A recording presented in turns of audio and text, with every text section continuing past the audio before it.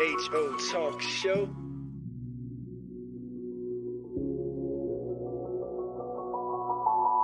Sir Charles, Miss Max Razor.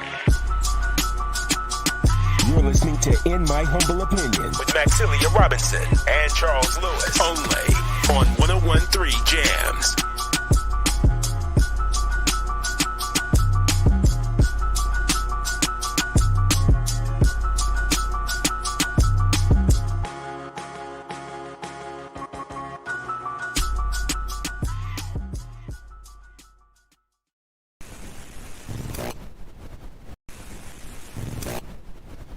IMHO Talk Show.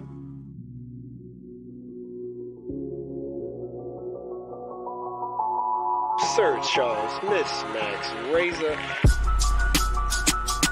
You're listening to In My Humble Opinion with Maxilia Robinson and Charles Lewis, only on 101.3 Jams.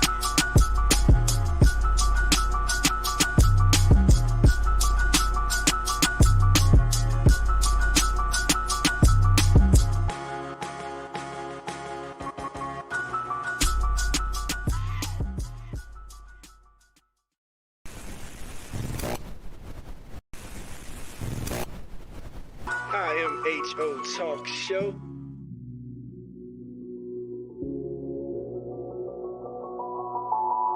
Sir Charles, Miss Max Razor. You're listening to In My Humble Opinion with Maxilia Robinson and Charles Lewis, only on 101.3 Jams.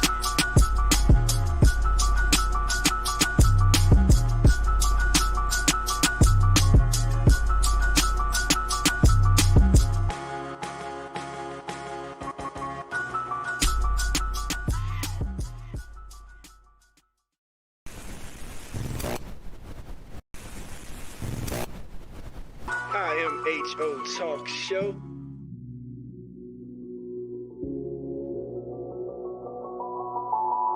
Sir Charles, Miss Max Razor. You're listening to In My Humble Opinion with Maxilia Robinson and Charles Lewis, only on 101.3 Jams.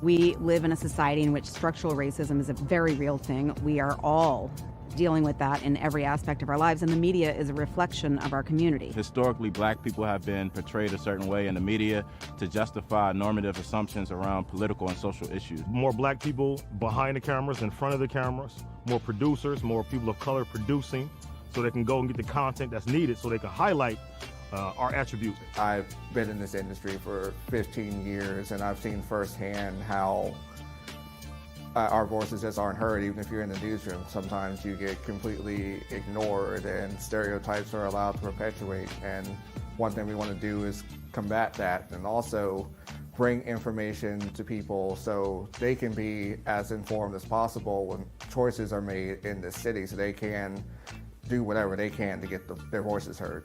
What I believe can be done about the situation is to have more people of color creating news stories, more people who have a interest in and a social consciousness that relates to the stories that they're telling.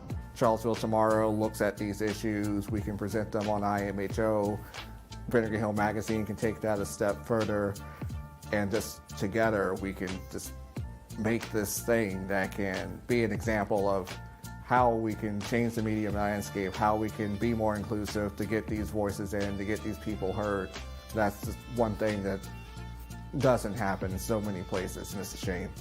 We think we live in a society that's very progressive and we're talking about equity and diversity and inclusion and all of these things, still the way that black people, and I would say, and I would argue especially black men, are portrayed by the media is incredibly dangerous, and you've seen the sort of tangible violence that it's led to over the past year. The community can support the SIM project by first and foremost giving us an opportunity.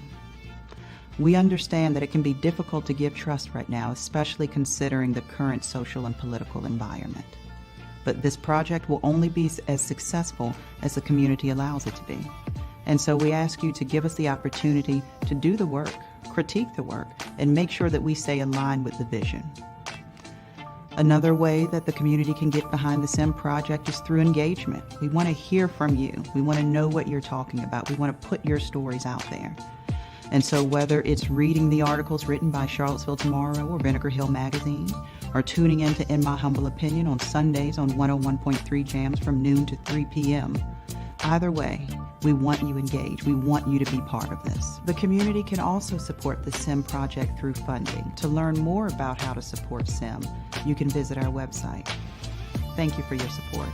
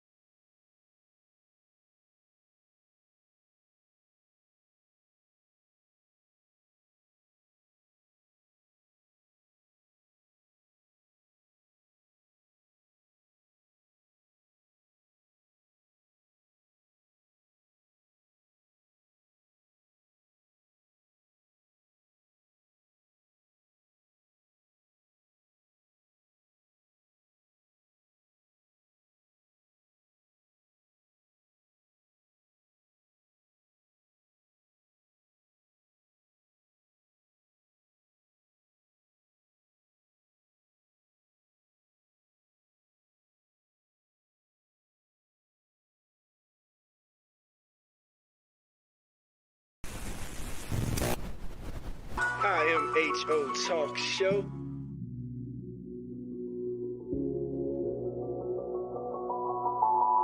Sir Charles, Miss Max Razor. You're listening to In My Humble Opinion with Maxilia Robinson and Charles Lewis, only on 101.3 Jams.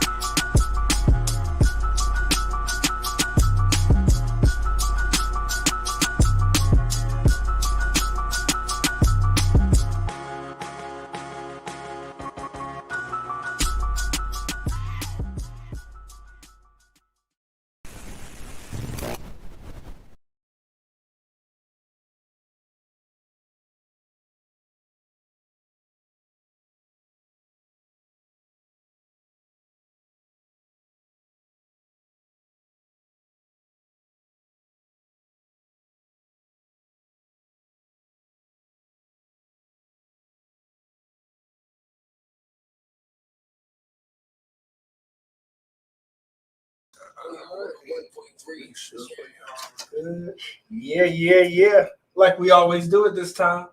Miss Max, Razor, Sir Charles in the booth in the building for yet another IMHO Talk Show. This is gonna be a good one. Is it? Yeah, this is gonna be this one. I can feel it in my big toe. Yeah, Started already.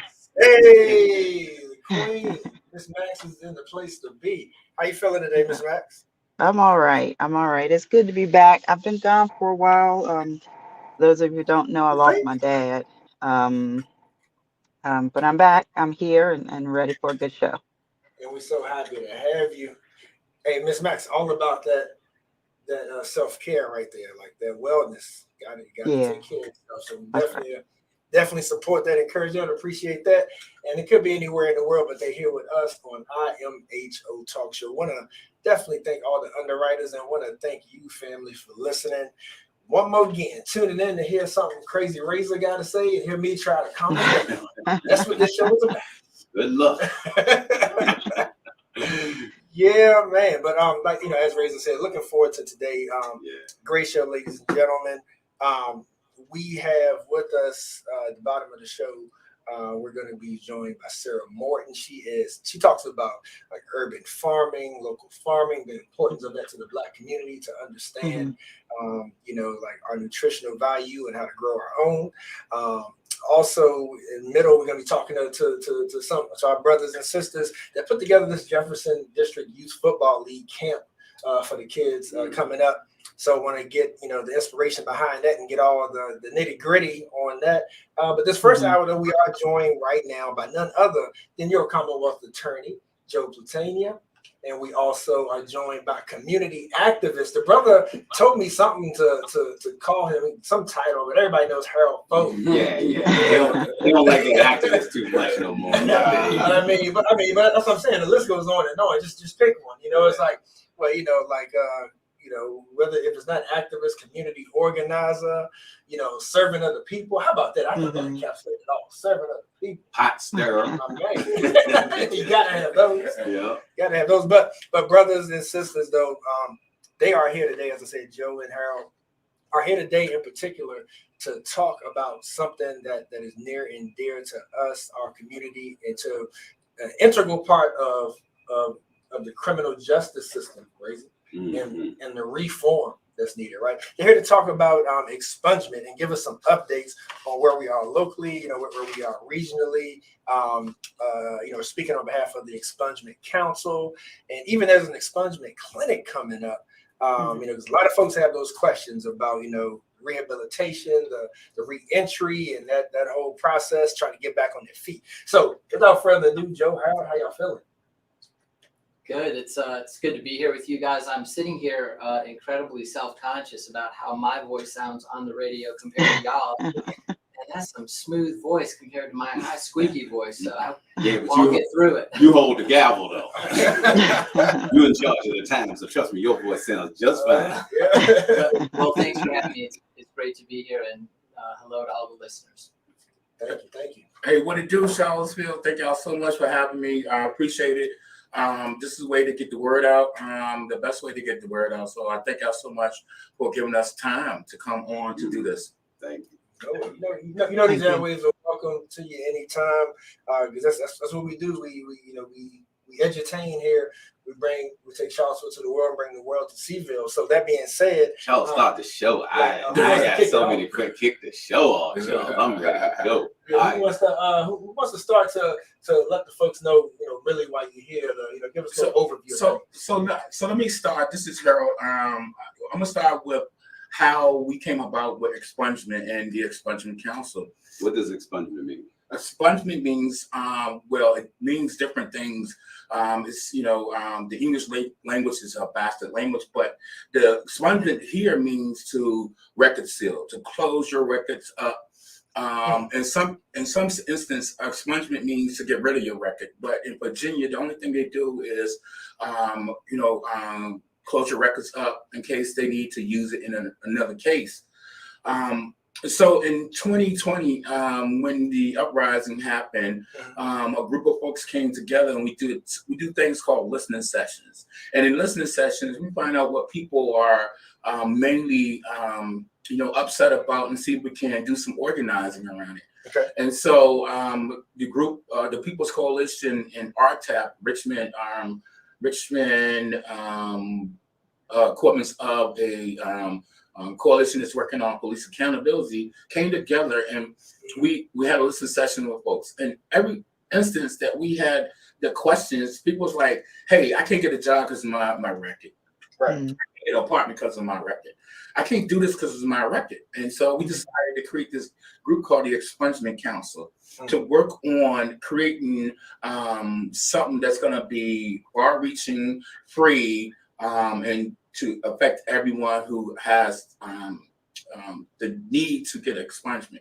Yeah, we had y'all on here before. That's right. Your brother Whitmore. That's right. From Richmond. Sheba Williams. Sheba Williams. Yeah. Shouts out to them. Yep. You see how things move along, progress along. And so when we was here the first time, we didn't know exactly what we was going to do. And what we did was we influenced legislators with a legislation that we wanted to be passed. So we met with senators, delegates, and we came up with a good game plan, which, what in the legislative process, it's always a working document. So we got some things passed that we really we are happy about, but we really want to do more about it. Okay. And so real quick, I'm gonna shut my mouth over this, but the stuff that we're working on is laws that was created in 1974. And in those laws that was created in 1974, in terms of the expungement, you only can get anything expunged if it was a non-process or dismissal. You can get a misdemeanor or non-conviction with a criminal record that has like a manifested injustice, and that is something that Joe can speak about, a manifested injustice. Okay. Yeah, you have to break down. Yeah, and a deferral disposition. Both Joe can talk about those. I mean, Joe can talk about both of those things. But what we understand is, the work that I do is how to make people feel comfortable and not feel harmed about the things that happen to them once they get out of prison or jail, right? How to dismantle those systems so people can be able to be productive citizens, right? And so one of the things these are one of the things I am working on is expungement. Okay, good stuff. Appreciate your work as always. Now, Joe, a couple of those, legal terms that he threw out at us. Please break those down for us. Layman terms, please. Yeah, for sure. Well, I'd like to start off by saying and recognizing that expungement in the Commonwealth of Virginia is neither simple, easy, or clear. It's a hot mess. So what expungement does, as Harold mentioned, is if you have a criminal conviction on your record, misdemeanor, felony, 10 years ago, 20 years ago, 25 years ago, it's on there forever. It follows you forever in the Commonwealth of Virginia. And it's not like that in every state.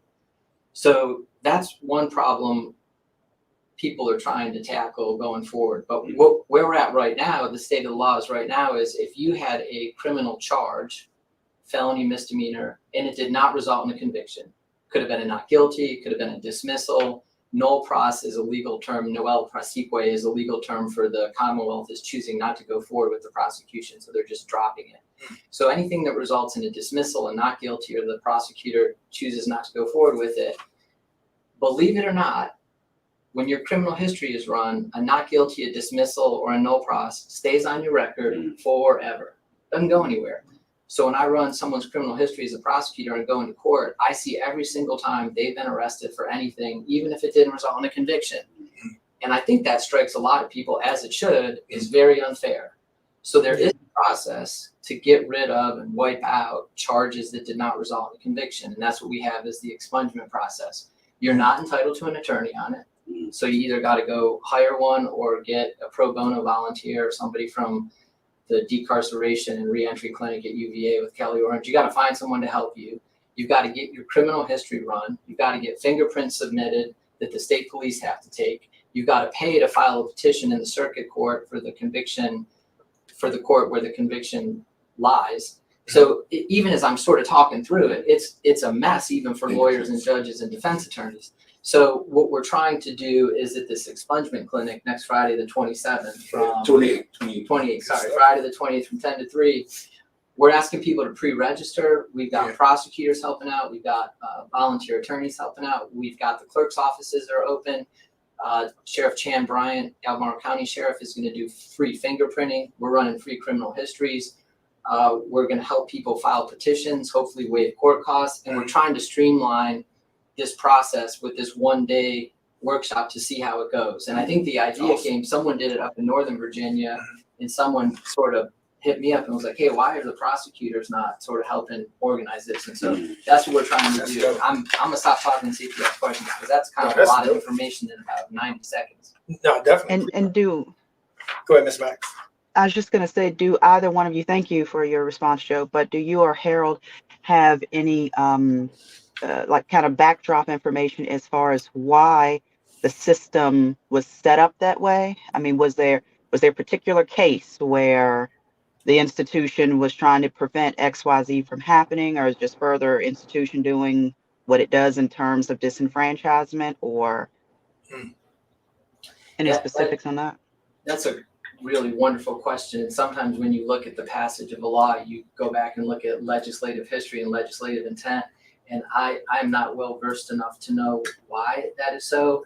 But there's some states that have a much more efficient and fair process, in my opinion, where after a certain period of time, it just falls off your record and you don't have to do anything. That to me seems more fair as a prosecutor. But that's a great question. I don't know the answer of what the origins of this were, but it has stuff hanging around for a long time that just doesn't feel right or fair. Well, I'm not a Commonwealth attorney like Joe, but what I'm going to say, Razor, is that that's one of the reasons why we may see Black and brown people with more charges. Because, like, to your point, the exact law that you're trying to change, like, if you're not convicted, like, then what's the problem? Like, but you know that we get arrested, more, we get profiled more. So I think. Well, we actually get arrested at the same rate. We just get convicted differently. So, like when you do the numbers chart, I used to think that too. And then when that's one of those ugly truths that you find, you're like, dang, they actually pull us over at the same rate, but we just don't go before the judge at the same rate. And so, but that's a percentage versus a number thing, though. You know what I mean? That was a higher percentage of us. No, I'm talking about we all get arrested. We all get pulled over doing stupid stuff. You know what I'm saying? But it's just that it doesn't get escalated to the next level the same. Gotcha. So sorry. So back to the history question. We one of the things that I like to do as an organizer is know where it comes from. Always tell people follow the money, but also follow the history. And we couldn't find anything. We just know in 1974. They just passed this law. It's like we digged and digged and digged. But I think the law was based off race because, more people were not being convicted who go to court and get non-process. Because you think about it, I think you said something so true. Like, why wasn't it tailored to convictions? And why was only tailored to non-convictions? Hey, fellas. Something killing me over here. Y'all ready? Y'all ready for me to be me? Okay. Let's change gears for a second. Just for a quick second. We have 2 ex-cons. We have a gentleman that's never got in trouble, and we got the prosecutor. All friends here, right?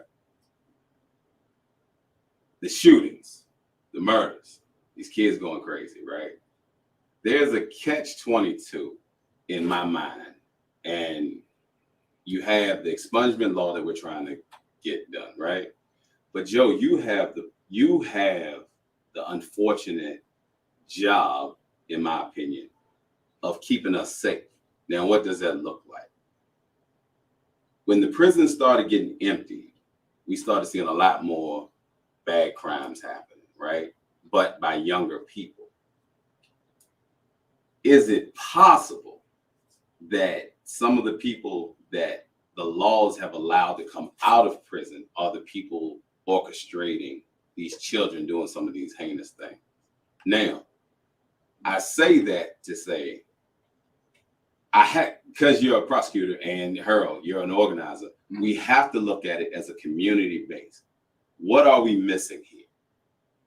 What is it that we are actually missing to where we have to do something we may not want to do, or accept something in our community that we've been fighting against to say, okay, some things prevent a necessary evil, or there are necessary evils that need to take place in order to make the community be safe. Now, fellas, I don't want to make any of y'all feel uncomfortable, but I wouldn't be able to sleep tonight if I had the power that we have in this room right now, and I didn't bring up the status by which the community is operating now. Like, what do you think? Joe, you might can't answer, but what do you think we should do at this point? I'd actually like to start, if that's all right, Harold. So, after George Floyd was murdered by a police officer, there was really intense and timely debate and conversation about reform of the criminal legal system. And I think that was good and timely and long overdue. We did some good things. What scares me, and is sort of embedded in the question you just asked, is now that people are feeling less safe, and maybe anecdotally there's more crime. We had 6 homicides in Charlottesville, I think 6 months, where we average about 1 a year. I think it's equally dangerous to sort of pivot hard the other way and say we need to kind of get back to business as usual. Right, locking people right. up again because we don't feel safe, and because we know who that's going to impact. But I'm afraid that's what the judges are going to do. And prosecutors and police. Right. Let's Okay. throw everyone in there. Okay. And that's what. So what I try and do, and I do it imperfectly and not well, but what I try and do is say every case we have as a prosecutor's office and everything we look at is if we can balance community safety with the fair treatment of someone charged with a crime, that should be our North Star and our guiding light. And so I don't think you pull too far to the left and let everyone out and there's no consequences, no personal responsibility, because that's not good for neighborhoods and community safety. And I'm scared if we start moving too far to the right and say, let's start locking people up and let's start, dropping mandatory minimums and heavy, long, serious sentences for stuff. It's the balance. And what's going on right now, in my opinion, if there's anyone that thinks they have an answer or can figure it out, 434-970-3179. Give me a call, because it's so complicated. And I'm going to turn it over to Harold, but I don't think we know what's going on. And I think we got to try and keep a balanced approach and not under police, but not start over policing again, in my opinion. Harold, before you go, Joe, let me ask you this. So what rooms do we need to be in to where we're not being reactive to the situations? Because I don't want to be the one with a t-shirt on with my child on there talking about we need to do more things, or looking towards the principals of the school and asking them why they keep my kids safe. What rooms do we actually need to be in where we can make change to the people that are ultimately going to decide whether they're going to start stopping and frisking or profiling and finding some law or pigeonhole to operate inside of?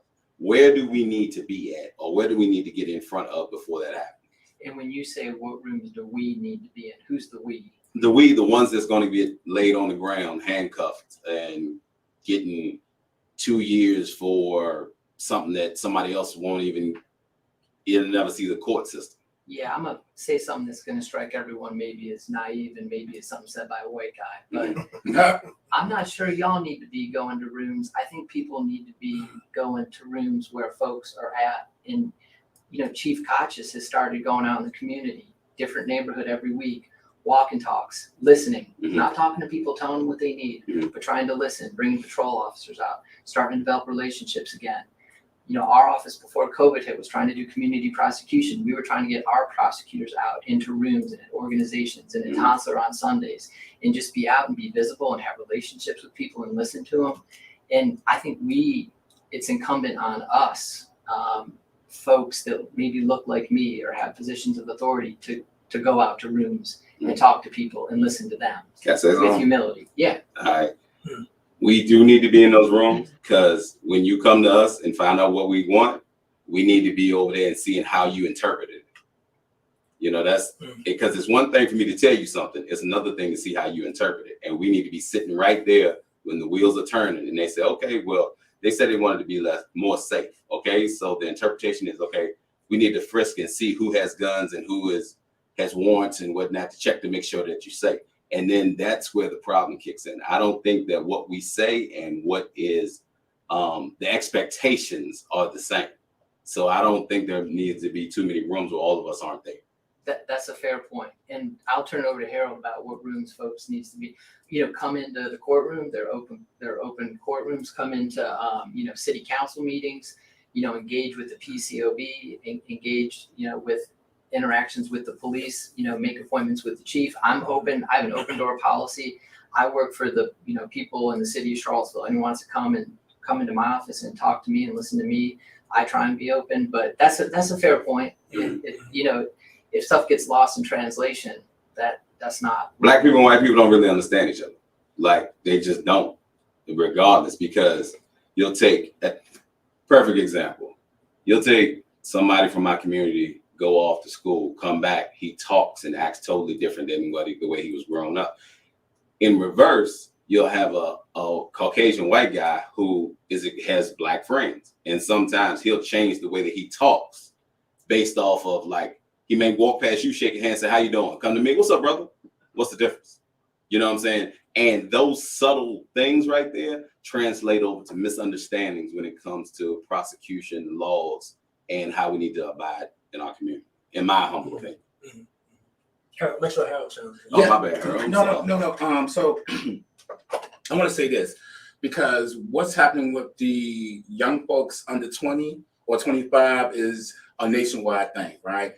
So we all are here now in 2023, and we still forget what happened in 20, right? It was a pandemic that made people who were introverts extroverts, right? Or no, I'm sorry, made introverts more introverts, made kids who had a normal life, what to go to school and do whatever they need to do, to become kids who didn't have anything, because we didn't have gyms open, we didn't have recreation centers open, we didn't have, schools open. So what it did, it allowed those kids to play Grand Theft Auto, right? Call of Duty, right? That's an interesting perspective. Well, all they saw was kill, murder, murder, kill. So you go out now and you open back up, and you have some adults who are really petty in nature handing these good kids guns, right? You one of the astonishing things. So you know what I meant? Yeah. Okay. Yeah. I was trying not to. So you understand what I? Yeah. And one of the things that hurt me is reading the newspaper with this young man who murdered someone in West Haven, and the first thing he said is my mom in court, right? That shows you that the problem that we had and what we had during the pandemic, because the pandemic exposed all the systems, right? It exposed the criminal justice system, exposed the health system, exposed the work systems, that it wasn't prepared for what it needs to be prepared for, and that's taking care of people, right? When you talk about taking care of people, the politicians always get skirmishing like, oh, we don't have the money for that, right? Or we can't borrow money to take care of people, right? But I remember when Mike Sigmund was on the mayor of Charlottesville. He was going to give Newberry $10,000 for 10 years. That's $1 million for that hotel that's still down there abandoned, right?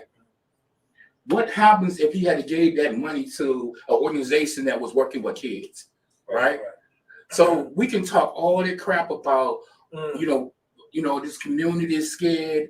It's people who worked through the pandemic. I know a parent who worked through the pandemic at night. Her kid got shot at night because she couldn't be there to protect them, right? So there's a lot of ifs and hip-ups that's happening. But I think, too, right now, I think Joe hit it on the nose. Since this is an uptick in violence, we want to put more money into the police department. We want to put more money in prosecution. We want to put more money in jails, right? Which is wrong. Yeah, put the money where it needs to be in community. And figure out how we can make community better, right? How we can have those conversations with, hey, let's do a survey, see what you like doing. So what are those rooms? That's my question. Like those rooms not here. Well, see, that's the problem. That's the problem. Yeah. Okay. Yep. And those rooms are not here, and those rooms could be created. We try to create something. Yeah. Right. Yep. True. But the status quo is always tripping at things to make it not happen. Yeah. So I tell you a quick story. The People's Coalition is working on trying to stop the $80 million for the jail. Yes, right. Because we don't feel like $80 million is going to be. It's going to be. One thing I give Joe his flowers, his props is they reduced the jail population during the pandemic, and it stayed reduced. For us, is why you want to build more rooms or build a fancy jail when it's reducing in population? Because they plan on filling. Right. Well, one of the board of supervisors persons who's on the jail board said, we don't know what the political winds are, so we want to make sure we have enough room in there to fill it up. Right. Yeah. For me, is if you invest into the community, you don't have to worry about those political winds. Right. You can invest in alternative to jail. Right. I mean, we have drug court. We have the mental health courts. Right. Most of the people who are over there are having a mental health crisis. Right. Use the mental health court and the Terrece, what's this? Restorative justice. Restorative justice. We have a lot of things that in place that can help reduce the population of jail. But also, I think the number one thing is these young kids need hugs. They need people to tell them that they love them. Yes, because no one is doing that to them, right? All we saying is that they don't listen. We need to get rough away from them. But these young kids need some things that can. I don't think that's enough, Earl. I don't mean to cut you off, but I mean, without to hug a kid and then send him back to his parent that can't take care of him, can't buy him stuff, that has no resources. Sure. Well, Yeah, every little bit. That's why mentorship That's doesn't right. really. I hate to say this with all the groups that all of us are part of, and I love you fellas, but your mentorships are not working, and they're not working because as soon as they leave from you, they go back into their environment. And they know that more than they know the love that y'all are giving. And I agree with that, but this is where the rubber hit the roads. We need to holistically help the whole family. It's not only the child, it's the mother, it's the grandparent, it's the parent who or the guardian who's taking care of that child to give them the support they need also. You're right. I ran the after school program in West Haven. The kids will come down there, they'll, get their work on. And they go back home and it's the difference. Aren't you the one that told me years ago when I first got here, follow the money? Follow the money. All right. So if there is no money, what is there to follow? That's the problem. That's the thing. I've been in situations where there was no money and we passed legislations that had money. It's all about us taking the courage to go out there, to figure, to research, to have the courage to say, I'm going to talk to my neighbor and say, we're going to try to do something different. Yeah, right. And Razor, let me like take on your point from another perspective. Like, let's say that there's infinite dollars. So to your point about the mentoring, like, which I understand, but then that's why I even agree with Harold that the answer to that is that it is more of a holistic approach. There's so many layers. Like, you can give somebody money, but if they don't know how to manage it, like, then the money's gonna be gone the next day. You know what I'm saying? So it's the same thing. It's like we can't say it's just one thing. No, I got you right there. Go back to, and I hate to use this as a reference, and Harold, you were right there with me. Go back to when the crack epidemic was huge, right? We didn't have kids killing kids. No. You know what I'm saying? I hate to put it on something but for those of us that actually made it through the 80s and early 90s, like, we policed ourselves to a point. You know what I'm saying? Kids didn't have all this. When moms had needs, we gave money. Now, granted, you might set up a trap house, you know what I'm saying, over there, and Joe got to come up there and do his job. But that was part of the ecosystem. Don't do nothing that makes him do his job so you can't look at him bad. But when the money was in the neighborhood, even though it was there through crack, we did not have these problems with the kids. These kids were still outside playing. They were not on video games. No, we didn't. Like, but that's teenage. Like, the 80s had teenage drug dealers. Come on now. No, this is what I'm saying, Charles. We did not have kids running around killing kids, shooting up Sweet 16 parties. I feel you on that. But this is a different time, Razor. We all have to acknowledge that this is a different time that we're living in. We always use that coward approach when we don't want to deal with the fact that not enough is being done by us, the adults. Then we always say it's a different time. It's a different time because we allow it to be a different time. Period, point blank. Well, no. I think Max is right. The only thing we didn't have back then was social media. Right, and let me that was huge. Let me jump in on that, Harold. Let me jump in on that real world experience. I talked to my kid. I got an 18-year-old kid, and I asked him when these shoots were going on by these kids his age, why did he think it was happening?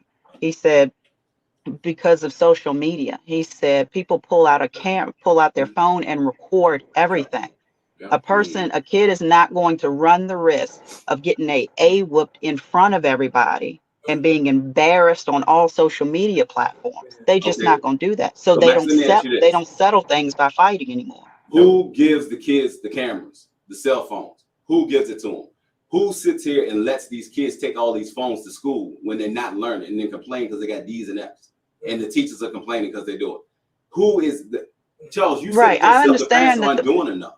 I understand that the parents play a very big role in all of this. Parents aren't parents. They want to be friends to their kids and then get upset because the community is jacked up. But there's a lot of different components to what's going on with our kids right these days, and it's not just right. It's not just get down to the denominator. That number is small. But what you have is kids raising kids. You got to be honest.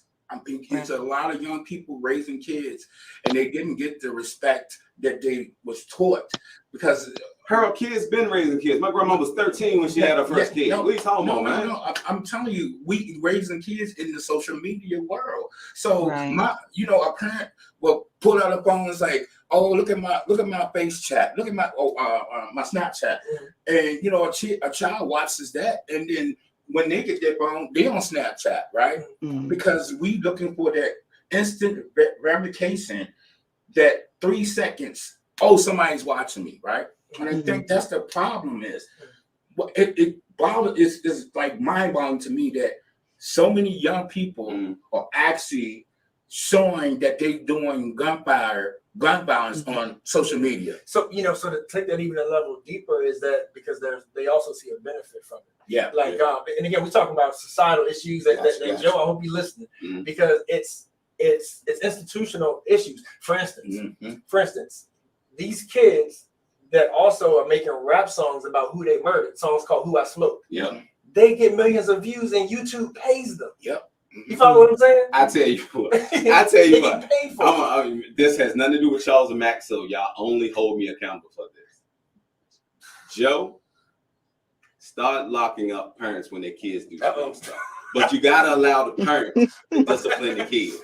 Now that has nothing to do with Charles or Max. Do not only come after Razor. So he knows that. He heard you say it. Start prosecuting parents when their kids do something stupid, but you gotta allow that belt to come out in that household. I guarantee we can fix it. I do have a question though. Going back to expungement. Going back to expungement.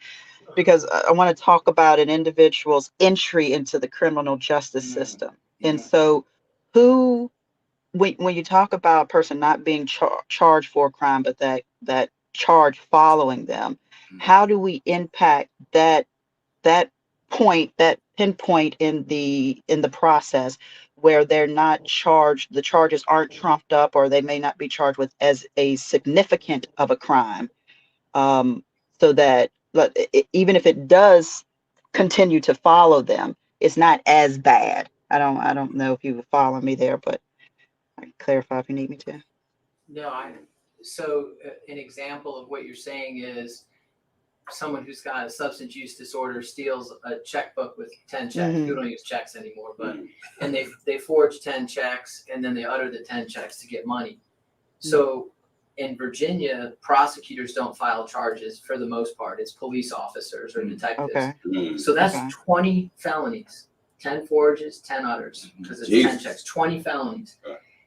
You end up pleading to 19 or no prost. To your point, you got 19 felonies following you around for the rest of your life because someone wanted to go get 20 warrants instead of 1. So and does the magistrate automatically agree with those charges, or they have the power to be able to change those? The magistrate has no discretion. If probable cause is presented and probable cause exists, they have to issue the warrants requested by the law enforcement agent or official. So part of it is training officers or detectives like administrators for real too. Yeah, and you don't need to start. A lot of different states, though, the charging decisions run through the prosecutors. We just don't have that in Virginia, and prosecutors are the ones that decide what charges to file. So I think again, it's maybe just an issue of education and how many charges do you need to drop on somebody. But it's a problem. It is a definite problem to identify. And ladies and gentlemen, we are with Harold Folley of the Legal Aid Justice Center and Commonwealth Attorney Joe Platania. Ms. Max?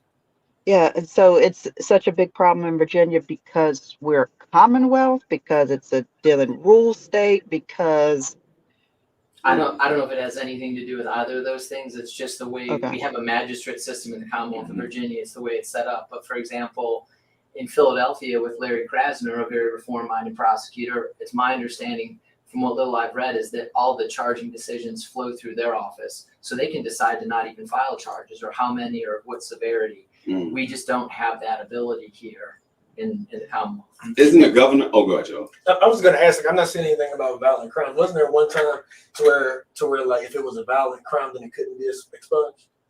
Does any of that play a part? So for misdemeanors, it shall be expunged, and for any felony, you have to make a showing of good cause and have a hearing in front of a judge, and the prosecutor's opinion sometimes matters. So there's different legal standards. And again, it's only for charges that you were not guilty, that were dismissed, or there were no pros. So any conviction stays on your record forever, which I think we eventually have to tackle. We're just not there yet. Didn't the governor say like didn't the governor make like some huge changes? Like everything has to come through him now? No, that was for restoration of rights. And that was some petty stuff. But he did make that call though for restoration of rights. So, and I've been working with restoration rights for a long time. That was my wheelhouse. Folks still ask me about restoration rights. So I'm gonna put the other hat on and put my restoration hats on. So restoration rights, when Terry McCullough was in, he made the process easier for people to get their rights back. Harold, could you just say what rights you're talking about being restored? Restoration rights, I'm talking about the voting rights, the ability to serve on a jury, and the ability to hold firearms. So when you become a felon, you lose all that. They strip all that from you, and you have to petition the governor to get that back. I was working on it when I first started working on it in like '96. It was a 13-page application, and you had to jump through hoops to get your rights back. But when Terry McCullough became governor, he decided to make the process easier. But you remember, if you remember, the Republicans took him to court because he wanted to make it easier, right? And so he decided, he said, okay, I'm not going to do that. I'm just going to sign all of them off and just give everybody their rights back, right? Because he was going to sign individually, sign petitions. And then when he did that, he made it even easier for folks where they can go on to the Secretary of the Commonwealth, put your social security number to see if you got your rights or not. And if you didn't have your rights, you can actually apply for them there, and they will send them to you. Now you have to go back and do the paper thing, right? And his Secretary of Commonwealth said, and I mean, it was just a sound bite from me, but he said the reason why they're doing it is because of public safety, right? And for me, I already know what it is because a lot of people. Well, for me, it didn't make any sense when he said that. For me, it was that. Oh, it makes perfect sense. Well, for me, is who's the most going to get the votes if you get people who are former incarcerated rights back? Democrats, right? And so they're playing political ping pong with folks' lives because a lot of people are. I mean, I remember when a lot of people knew that I was helping them with their rights. I'm in Reed's supermarket, and this young lady come whisper to me, "I need my rights. I work at a job, and they don't know that I don't have my rights to vote," right? So a lot of people were just so afraid to talk about they didn't have their rights because they changed their life, right? A lot of people who got their rights have changed their lives, have become voters, have become, great citizens of, the state of Virginia. And so whatever Youngkin and his Secretary of Commonwealth is thinking, we all know, and I think people should just watch out too. I'm not speaking as an LAJC person. I'm speaking as Earl Folley. There you go, Seville. The Republicans don't care nothing about you. The only thing they really care about is their numbers and getting in office to destroy what has happened. By 2030, we'll be Jim Crow all over again, in my opinion. And I think you're so right. So think about it. And I'm going to this political wormhole, but the reason why Youngkin won the governorship is because he scared white women and thinking that the kids in their classes was going to get taught about slavery. So if you look at who won it for Youngkin, it was women in Southwest Virginia and on up, because they was afraid that they was have to get taught about how slavery was bad, how your great grandmother them beat and slaves and everything. And so pretty much anything that America did that was wrong. The truth. Yeah. And you say Truth. it was bad or wrong. Yeah. Somehow that's CRT. They have no idea what CRT. And so Governor Youngkin is really one of these real calm politicians that will trick you in thinking that whatever you're doing is wrong and whatever he's doing is right. And so you got to be careful about the trickery. Very Trumpish. Yep. Well, no. Can I ask Joe a question? Yeah, go ahead. Yep. I just wondered if you could speak to what progress has been made here in Charlottesville in terms of alternative sentencing. Good question. So I'm going to answer that. I want to throw one other thing out real quick about restoration of voting rights, ability to serve on a jury, and then petitioning to get your rights back to possess a firearm is done in front of a judge in open court with the prosecutor participating. And then there's the expungement. One thing I think we just missed in this conversation is certainly serving on a jury is important. The right to vote is extremely important. People possessing a firearm either for self-defense or to hunt with, family members is important. But one of the things I've heard that I've learned is people are just like, I just want to be folded back into the community. That was me. And the first time I heard someone say that, I'm not going to mention who it was, but it blew me away that I missed how important just being accepted as a member of the community, without all this garbage attached to what a mistake that they made 10, 15, 20 years ago. And so now I always make sure to point that out whenever I'm involved in any of this. It's like, look, it's just a matter of dignity and respect also. And I just don't want to miss that in this conversation. So alternatives to incarceration locally, in the Charlottesville office, if someone is charged with a felony for the first time and they don't have any prior felony convictions, you need a supervisor's approval to go forward and prosecute the case as a felony.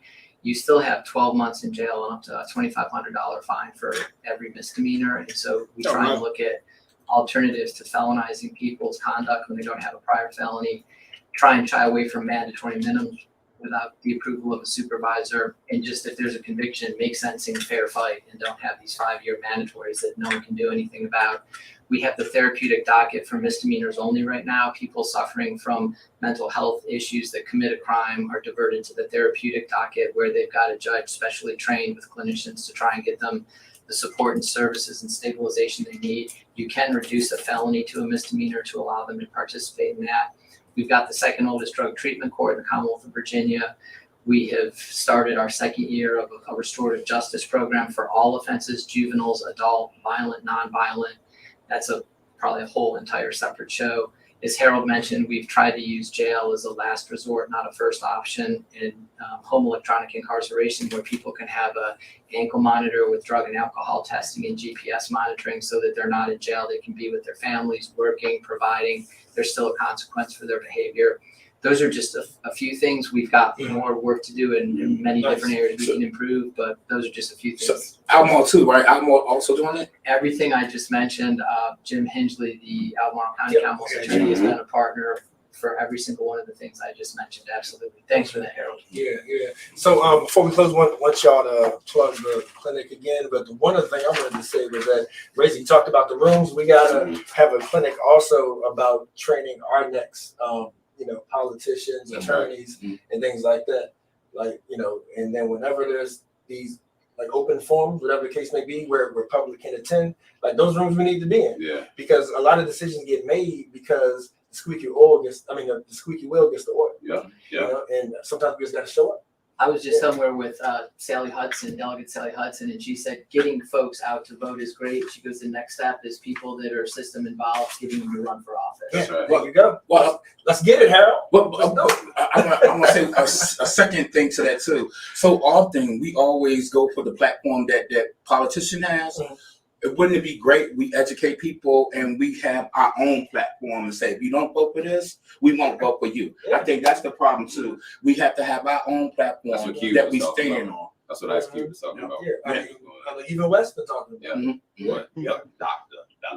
Dr. Belway. Hey, but the clinic, we ran out of time. Real quick, I want to thank the partnership, LAJC, UVA Carlson Radio Center, Clinic, Charlottesville, Albemarle County, Commonwealth Attorneys, Charlottesville Kirk, Lizelle Douglas, and Ron Zuggs, and every volunteer that's going to help that day. So it's on April the 28th from 10 to 3 at City Space. And we're hoping that the parking could be okay. I think it takes about a half an hour to get it done. Right now, we might have 9 folks, so we still looking for people. If you hear my voice out there, if you haven't been convicted, you got a charge and you can get convicted for it. That charge is still floating around. And when you go look for a job or a housing or anything, it might pop up. So we want to make sure that we have opportunity to help you. And if you're not sure, we'll run the criminal history for free and take a look at it with you with an attorney there and help you out if you're not sure. There you go. Gotta love it. Gotta love it. And can you? Is this online? Can y'all tag us? So can you share the documents? Yeah, I get the stuff from you. Okay, put it up there. So we can share it with our listeners so y'all can sign up. So Commonwealth Attorney Joe Platania, Legal Aid Justice Center Harold Folley. Thank y'all. And then I heard when you said it's another conversation, so that means you got to come back. Anytime. You got to be back. Anytime. Enjoy having you, Miss Max. You good? You good? We're good. Great conversation. Thank you again to our guests. We appreciate it. Thank you, Miss Max. Appreciate you. Yep. Take us where you want to go. Download the free Great Tune job, Radio. fellas. Yeah, Great job. I know the questions, man.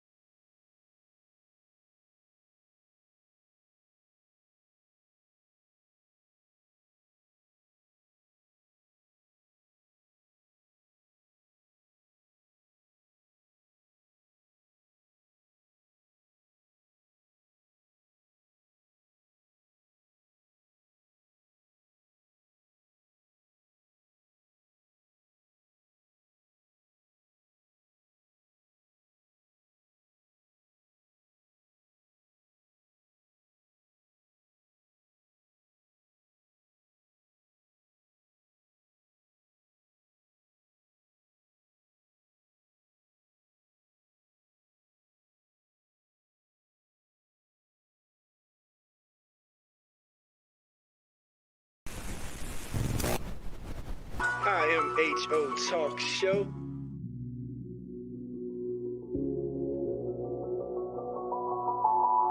Sir Charles, Miss Max Razor. You're listening to In My Humble Opinion With Maxilia Robinson and Charles Lewis. Only on 101.3 Jams.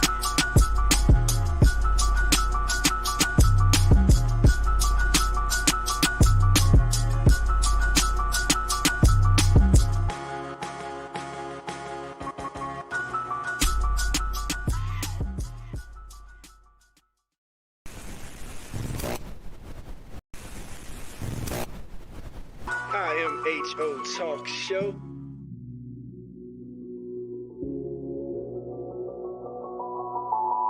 Sir Charles, Miss Max Razor. You're listening to In My Humble Opinion With Maxilia Robinson and Charles Lewis. Only on 101.3 Jams.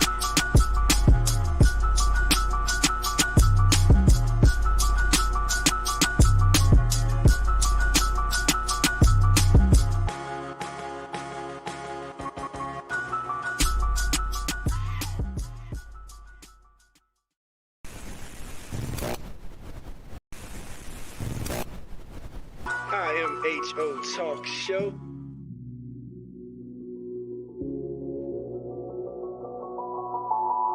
Sir Charles, Miss Max Razor. You're listening to In My Humble Opinion With Maxilia Robinson and Charles Lewis. Only on 101.3 Jams.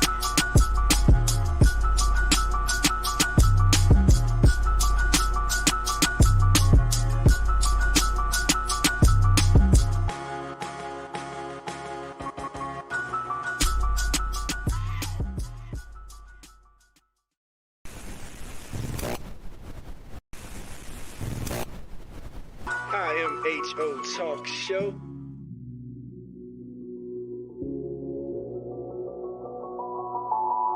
Sir Charles, Miss Max Razor.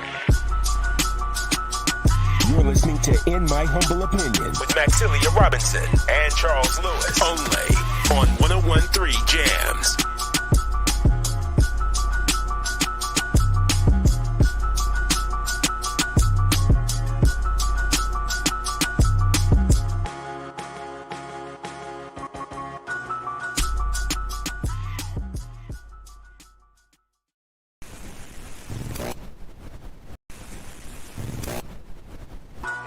HO Talk Show.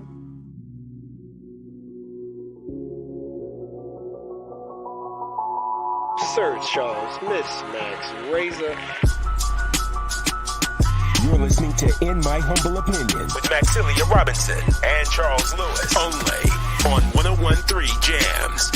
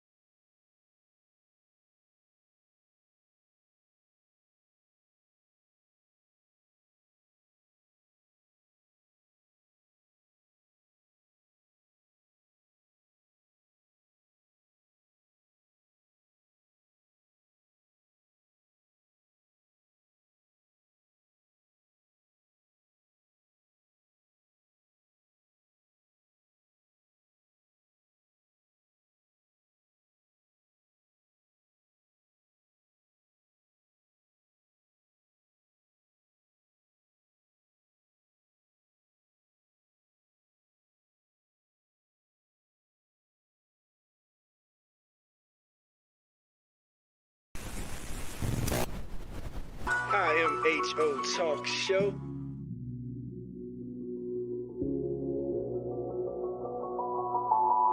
Sir Charles, Miss Max Razor.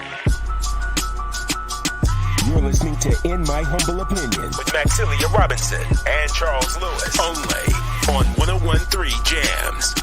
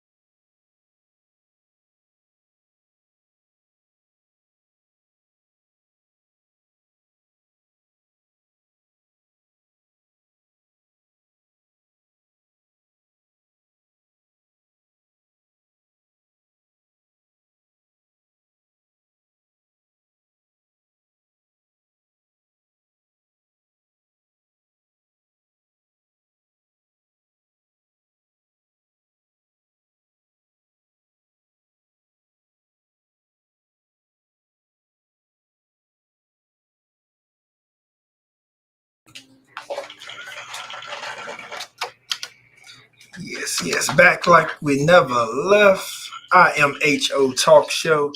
Sir Charles, Miss Max, Razor in the booth in the building. And we're going to keep giving it to your family. Seville, we are joined as promised by coordinators, organizers of the Jefferson Youth Football, Jefferson District Youth Football League. There we go. I got a Razor. No, you don't. Hey, you ain't have my back at all. I was doing that to test you. Yeah, I failed. We both failed. Yeah, we did. But but with no further ado, we have to be joined by Amanda and Terrece. And we just want to get a little more background because we never can be too engulfed, never have too much for the youth to do. That's right. That's for sure. And definitely, something dear to my heart to you is when we, think about just sort of the free time, right? Like idle time. Like I think that's a big part of kids getting in trouble. No, it was when I was young. Too much idle time, you know what I mean? And so the more that we can do, the better. And so that's why y'all here to talk about this camp you got coming up. But first, let the people know how this came to be. Like, how this group got together, the inspiration behind it and such. Yeah, so basically what happened was last year Charlottesville didn't have a youth football team. So the kids got split up. Some went to Albemarle, some went to Monticello. What age group are we talking about? I'm sorry. So age 5 to 14. Okay, gotcha. Yeah, so 5. Yeah. Is you talking tackle? Is it flag? Tackle. Tackle? Okay. Yep. Okay. Yeah, so Man, you cool with your baby? Absolutely. I don't know about Can girls play? Absolutely. We have girls. Yeah. Okay. All right. Proceed. Sorry. Somebody hit Max 5 years, she gonna run out on the field. Come on. Hey, I'm mother gonna do what a mother gonna do, man. Yeah. You can't stop. But the kids got split up, man. So our kids got sent to Albemarle and Monticello. I grew up playing. Hurts. I know that hurt. Yeah, it hurt a lot, man. Oh, it does. My son is 13. He's in that oldest league, so he didn't have a place to go. And to have to say to him, "You want to go to Albemarle and Monticello?" Right. He's like, "What? What are you talking? We in Charlottesville. What do you mean? I gotta go where?" Yeah. So we ultimately ended up going to Monticello. It was a great season, but we're excited to be back. Now, was COVID the biggest factor for not having a team, or was it more just the organization needed to regroup? No, it was the organization thing, man. Okay. It was some things that happened where they wanted to do like kind of like a travel team, like a travel football team, and it didn't work out. So the kids suffered because of that. Right. So I talked to a couple guys. I talked to Tony, and I decided we were going to bring it back. So I also wanted to do more for the kids. Like you said, idle time. Yeah. That's the devil, man. Like that's bad for kids. Right. It's bad for adults, but it's horrible for kids. You gotta have structure. Yeah. So ended up starting a nonprofit called The Village. Okay. VILEAGE. Okay. And I think that's important because we got to do it together. Like it takes all of us. That's right. So it's not my nonprofit. It's our nonprofit. Like everybody. Appreciate that. So I think that's a big thing for the community. And the Black Knights, bringing back the Black Knights football program. That was our first mission. Yeah. But we're not stopping there. Because like in this community, it's a lot of talent. It's a lot of kids that need some guidance, need some structure. And it's not enough for them to do. Right. So this is the first mission, but it's not the last mission. Absolutely. Hey, let me ask you a question. Right. So I come from a long history of camps, football, everything. Yep. So the questions I'm gonna ask you. He was on the questions I'm gonna ask you have to be asked, right? When we came here, bringing our kids looking for the sports programs, right? Too often in this area, I found where people say we're having a camp and it's no more than kids showing up in the field, somebody getting paid, and nobody getting nothing that's really tangible to take away, right? Yeah. What do you feel is going to be different about the camp that y'all have to where the kids are actually going to be going to a camp and feel like they have something that they can build on going to the football season? Yeah, I think we have coaches that want to teach the kids. We have support from the school system. Okay. So we have the field, we have the equipment, we have the right people in place. Okay. To make sure that the kids are getting the tools they need. Okay. Gotcha. And that's like a part of our mission statement is giving the kids the resources they need to develop not only in sports but academically. You have enough people out there on the field for the kids. So let's say if you got 100 kids show up, you got enough people. Because I've seen that too. Good intention can be overwhelmed by enough people. You got more parents in the stands than you do out on the field. Yeah, right. Or do you welcome volunteers? Like we do. Right. Absolutely. Good. Yeah, and part of that mission also is education. We want to make sure that kids are not just successful on the field, but also in the classroom. Absolutely. And part of that partnership also, when you talk about who else is going to be there, who else is showing up, fundamentals of football, right? We've partnered with the Cavs Future Foundation. It's the NIL organization over at the University of Virginia. Have a great relationship and partnership with them. So we've been able to secure 7 University of football players to come out that want to be there, want to be part of the program, and want the kids to see like what is next. You're here now. You're on the field learning from these great coaches at your high school level, but show up academically as well. And this could be your next opportunity. So that's just as important as what we're doing on the field that day. And for the people that don't know, go ahead and plug like the date, time, and location. Yeah, so the camp is at Charlottesville High School, and it's going to be April 29th. It's 8:30 to 12:30. So it's a 4-hour camp. So it's coming Saturday. This coming Saturday, we do have a link where you can pre-register your kids. And it is open to, this camp is actually open to everyone, like so surrounding counties, everybody. Okay. Not just Charlottesville. So we'll drop a link for the pre-registration on the page. And like I said, man, we got a bunch of good guys, guys I went to school with, played ball with, as the coaches. And I played, some of them I played some of my pro ball with. So we all love to give back. You know, and I think that's the biggest thing for the community. Like if we can get these kids somewhere safe to go and somebody safe that they can confide in, like a lot of this stuff goes away. And like when we grew up, everybody knew everybody, and we stayed connected. And if I got in trouble at my friend's house, my mama knew about it. That's right. You know what I'm saying? That's how it used to be. Yeah, that's how it used to be. So like that's what I want to build. I want to build trust with the kids so they understand, like, man, I don't have to go out here and do something crazy. I can actually just pick up the phone and call somebody. What do you need from the parents? I need the parents to be engaged. You know, I need the parents to respect the coaches, respect the team, and respect their kids and themselves. I think that's another thing where we gotta keep everything clean. And as long as y'all winning, we ain't got no problem. You heard mama. That comes with it. Like, so that comes with it. I'm just playing. Yeah, no. Look, we want to win. Yeah. Like competitive spirit, you want to win. Like nobody goes out here and wants to lose at anything. My thing is, if we build a structure for these kids and a foundation, we gonna win anyway. Like we gonna win off the field, you know. And once we do that, we'll win on the field. I like that. The kids will buy into you. Like they're gonna buy in. Yeah. And so, what's y'all's roles with the organization? You know, like Amanda and like coach and trainer or and team mom. Yeah. So I'm gonna be coaching. I'm not sure which age group yet. Like we right now we got about 10 coaches. So we'll all be coaching pretty much across the board. And like I said, we got a tight group of guys that play ball, understand the game, and are ready to kind of step into the lane and teach the kids, what we know, and let them display their athleticism. Yeah. There you go. And I mean, I'm the community organizer, the community mom, making sure that our partnerships are meaningful, that the kids are getting what they need, that the families and parents get what they need. If we have a family that has a need, they're going to come to me and say, hey, we're having trouble, with X, Y, and Z, and we're going to connect them with community partners that can help them. We're not leaving any child or family behind.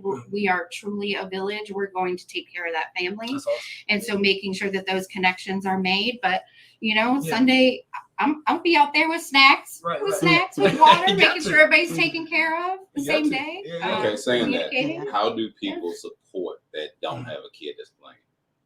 So we accepting donations through PayPal.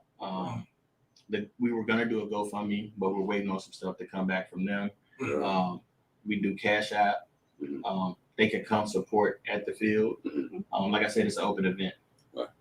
So you can support many ways. You know, you can donate $10, and that'll cover a kid.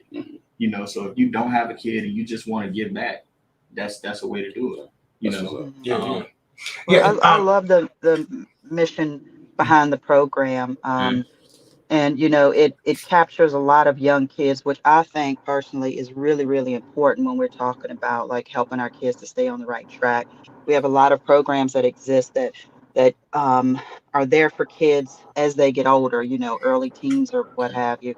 But I think we can make the most significant impact when we get them small. You know, they need just as much support and structure and care and direction, pardon me, when they're younger, because by the time they get teenage years and they think they know it all, and it's hard to course correct, you know. So yeah, I appreciate the mission of the program, and it's, you know, parents need help. I mean, really, we need help when you talk about being a village. We have kids at home and we can't do it by ourselves. It's great when they have a mentor, they have someone at school that trust they can talk to, or someone in the community they can talk to and whatnot. And so you guys making yourselves available to be one more resource to help ensure kind of a brighter future for our youth is awesome. And I think we all know, and it sounds like from kind of what from your mission of your program, we all know that handing a child a ball in space does not directly equal future success. You know, that just doesn't work anymore, you know. And so the mentorship paired with that and being there for them, being a constant in their life is going to make a difference. So I appreciate what you guys I are want to doing. build on what Max just now said. For the young moms, old moms, whatever, who do not have male figures for your boys to be around, that you don't know who to put them with because you don't want them to pick up bad habits. This would be a good chance for you to like get some breathing room yourself. You know, put them out there, let them scar their knee up a little bit. When he look up in the stands and want to start crying because he got some grass on his socks, look the other way. You know what I'm saying? Don't, you know, like this is an opportunity for moms who don't have a male presence to let their young boys be around men and other boys that might be tougher than them. You know, so use this. You know, this has so many different legs of growth for our community that they need to support you. Yeah. And I mean, we want to be there for them. Man. Like I think for me, I want the kids to understand, because I know they look at us sometimes and they think like, man, that dude perfect. Like he don't make no mistakes. That's not true. Like so, we got to show them that we make mistakes. That's too. right. You know what I mean? And that'll give them. That'll let them be comfortable making mistakes. And you look accessible at that point. And then we got guys like, so we have guys like that have gotten in trouble in the past that have cleaned their lives up. So we want to know, like, you can do it. Like, you know, even if you've been in trouble or you having some trouble right now, like it's not impossible to clean it up. That's right. You know what I'm saying? Like it's not a one-way street. Like you can at that fork in the road, you can go one or two ways. That's right. You know, so you got to be able to, you know, give them that guidance. Good stuff. To make sure that they can make the right decisions. Yeah, that's one of the So I gotta ask though, because you're gonna have girls out there too. You said right. So you got some female coaches. You got okay. Just someone that they can relate to as well. Yeah. We have like the team moms, the team's mom. They know football too. Yeah, like it's they'll have guidance, and we want to make sure that everybody's comfortable. You know, and if we don't, if you guys come out and you guys feel like we don't have enough female guys on the field, reach out to me. We'll get you on the field. Like, you know, I'm being serious. Yeah. Like the thing is, we want to build it so it's sustainable. Like we don't want a one-hit wonder. There you go. Like we want it to be longevity. We want everything to go for as long as possible. And by building this program, the Charlottesville Black Knights JDYFL program back, that's going to bring Charlottesville High School back. Right. You know, I like that. when you don't have that foundation, yep. You know, by the time the kids are getting to high school, some of them this is the first time playing football. Right. You know, yeah. But the moms, the parents got to be able to trust us to get their kids ready for that. Yeah. So that's what we're trying to do, just set the structure, set the foundation. And that way, when they get to high school, they know how to play the game. Right. And the high school coach, all he got to do is put them in a position to win. All right, let's tackle something else, Terrence, and we can go there with this. But the dad who is not in this kid's life, not allowed to be in this kid's life, that wants to come out like, that's my boy out there, right? Yep. How should that, because I know that they're listening, how should they approach being on the field? Yeah, they might have been good in their sport, but they're not in their children's lives, right? Yeah. Those dads also have to understand that they have boundaries as well. Yeah. Like, so what would you want from the fathers? We're talking about what the mom needs to do to bring the kid out there, but what about the father who's on the field too? Yeah, I want the fathers to be supportive. Like, help the coaches from your position on the sideline. Like, if you want to be a coach, call me. Yeah. We can talk.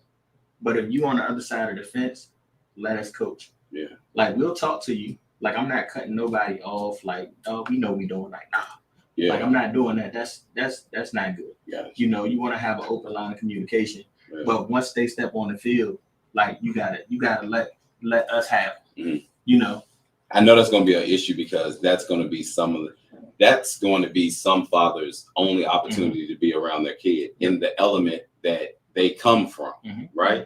So I don't want, now fathers, listen to me, I don't want you looking at the coaches and fussing at them because you feel like they're creating a barrier and they're siding with the mom and you can't be with the kid. The kid is out there from a time frame to do a job, no different than you do yours, right? So learn to be supportive. You're not a cheerleader. Don't think it's demeaning you that you're supporting another man that's helping building up your child. Yeah. You know? It's a team. Good point. We're a team. Like, you still his dad. Like, I'm not there to replace you as a father. You know what I'm saying? Like, that's not my job. My job is to make sure when he's here, when he's with us, he feels protected, he's safe, and he can go out and have fun. Right. You know, as long as he can do that, you still his dad. Yeah. Like, the biggest thing for you is to be there supporting him. Because that's gonna mean more than you being on the sideline trying to coach him up. Yeah, I don't mind, T. You can come buy mine shoes. You can come buy clothes, size 6, size 8. Look, I'm welcome. I knew he was setting you up for something. I knew.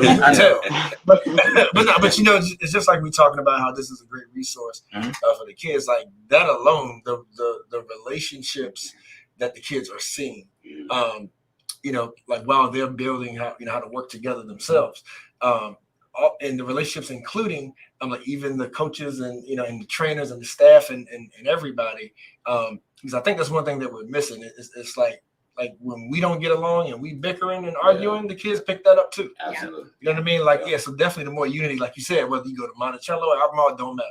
Like the more unity that we can show, I think the better example we set. So I definitely applaud y'all for that. I agree. It's the modeling of healthy relationships, right? Right, and just keep showing up. Your kid is looking for you. They are looking for you, and you don't have to say anything. They're just looking for you to be there, and just keep showing up. They're paying attention to everything. They see everything we are doing, and that translates given time, right? Yeah. So Amanda, I noticed on I guess the backside of the flyer too, y'all had sort of like an itinerary agenda. Like give the folks sort of what to expect, because I imagine is this for like every level of football? Like if this is your first time playing, if you've been playing your whole life, but like what can they expect on Saturday? Yeah, so we got some conditioning drills, we have football drills, and we're gonna teach them, like we're gonna take them by position. We got some position drills, and then we have a flag game at the end, and that's gonna be for the younger kids, like the 5 to 7 group, because they're learning. Yeah. So we want them to have fun at the end of it after they work a little bit. But I added something on that's not on the flyer for the older kids. So one-on-ones are big now. Yeah, absolutely. Like the kids, my kids watch it all the time on YouTube. They love it. Yeah. So for the older kids, we're gonna do one-on-ones. So the one-on-ones is gonna do 2 things. It's gonna let us see who can throw the ball, who can catch the ball, who can cover. So that helps us. Yeah. But at the same time, they have fun with it because I get to beat my friend. Like, so it's creating that competitive spirit, from the start. And this is the start. Like, this is our start. You know, the what is it, Tiny Titans or whatever the thing. So when y'all coaching the kids, do y'all cuss at the kids? No. No.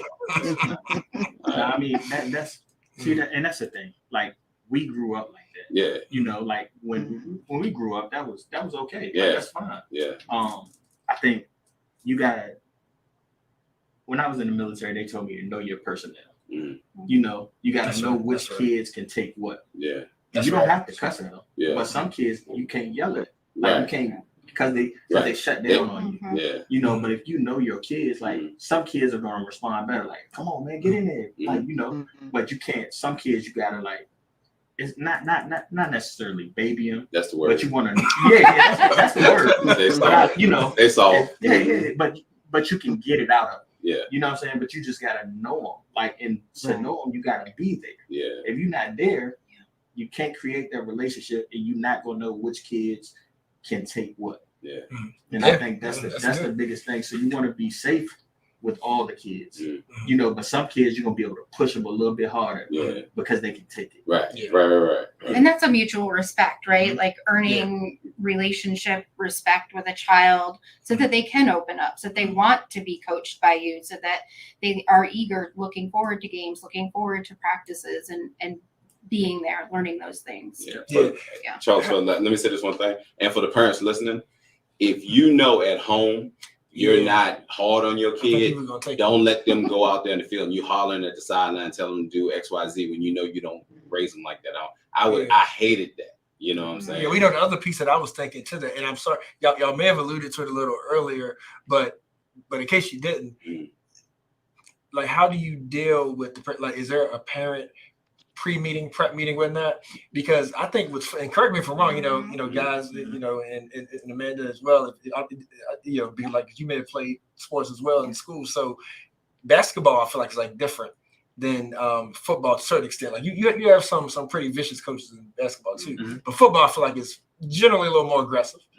And you probably got to prep some parents for that. Like, so is there something there with the way that the communication goes? You know, when they say, "Hey, like, you know, let us coach." Yeah. You know, some of us parents don't do well.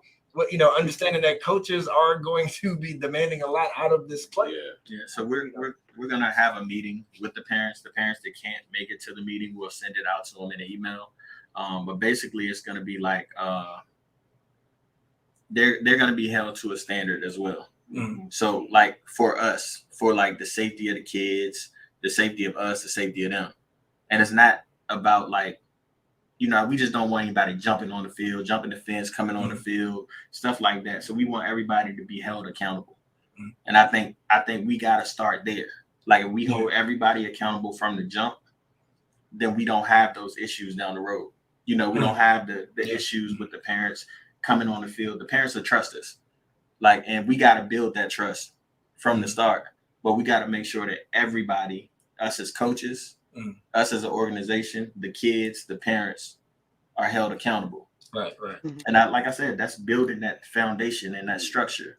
So the kids will understand, like, I can't do certain things. Like, I know I can't go out here and cuss a ref out because I'm gonna get kicked out the game, and I might not be able to play next week. You know, we also gotta have parents understand, like, you know, when the kids are on the field, they're with us.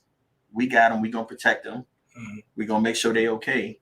And you have to let us do that. So you can't jump the fence because now we got to give you a week ban. You know, so that's the kind of stuff we got to put in place to keep everything clean. Exactly. You know, I was sitting there with laughing.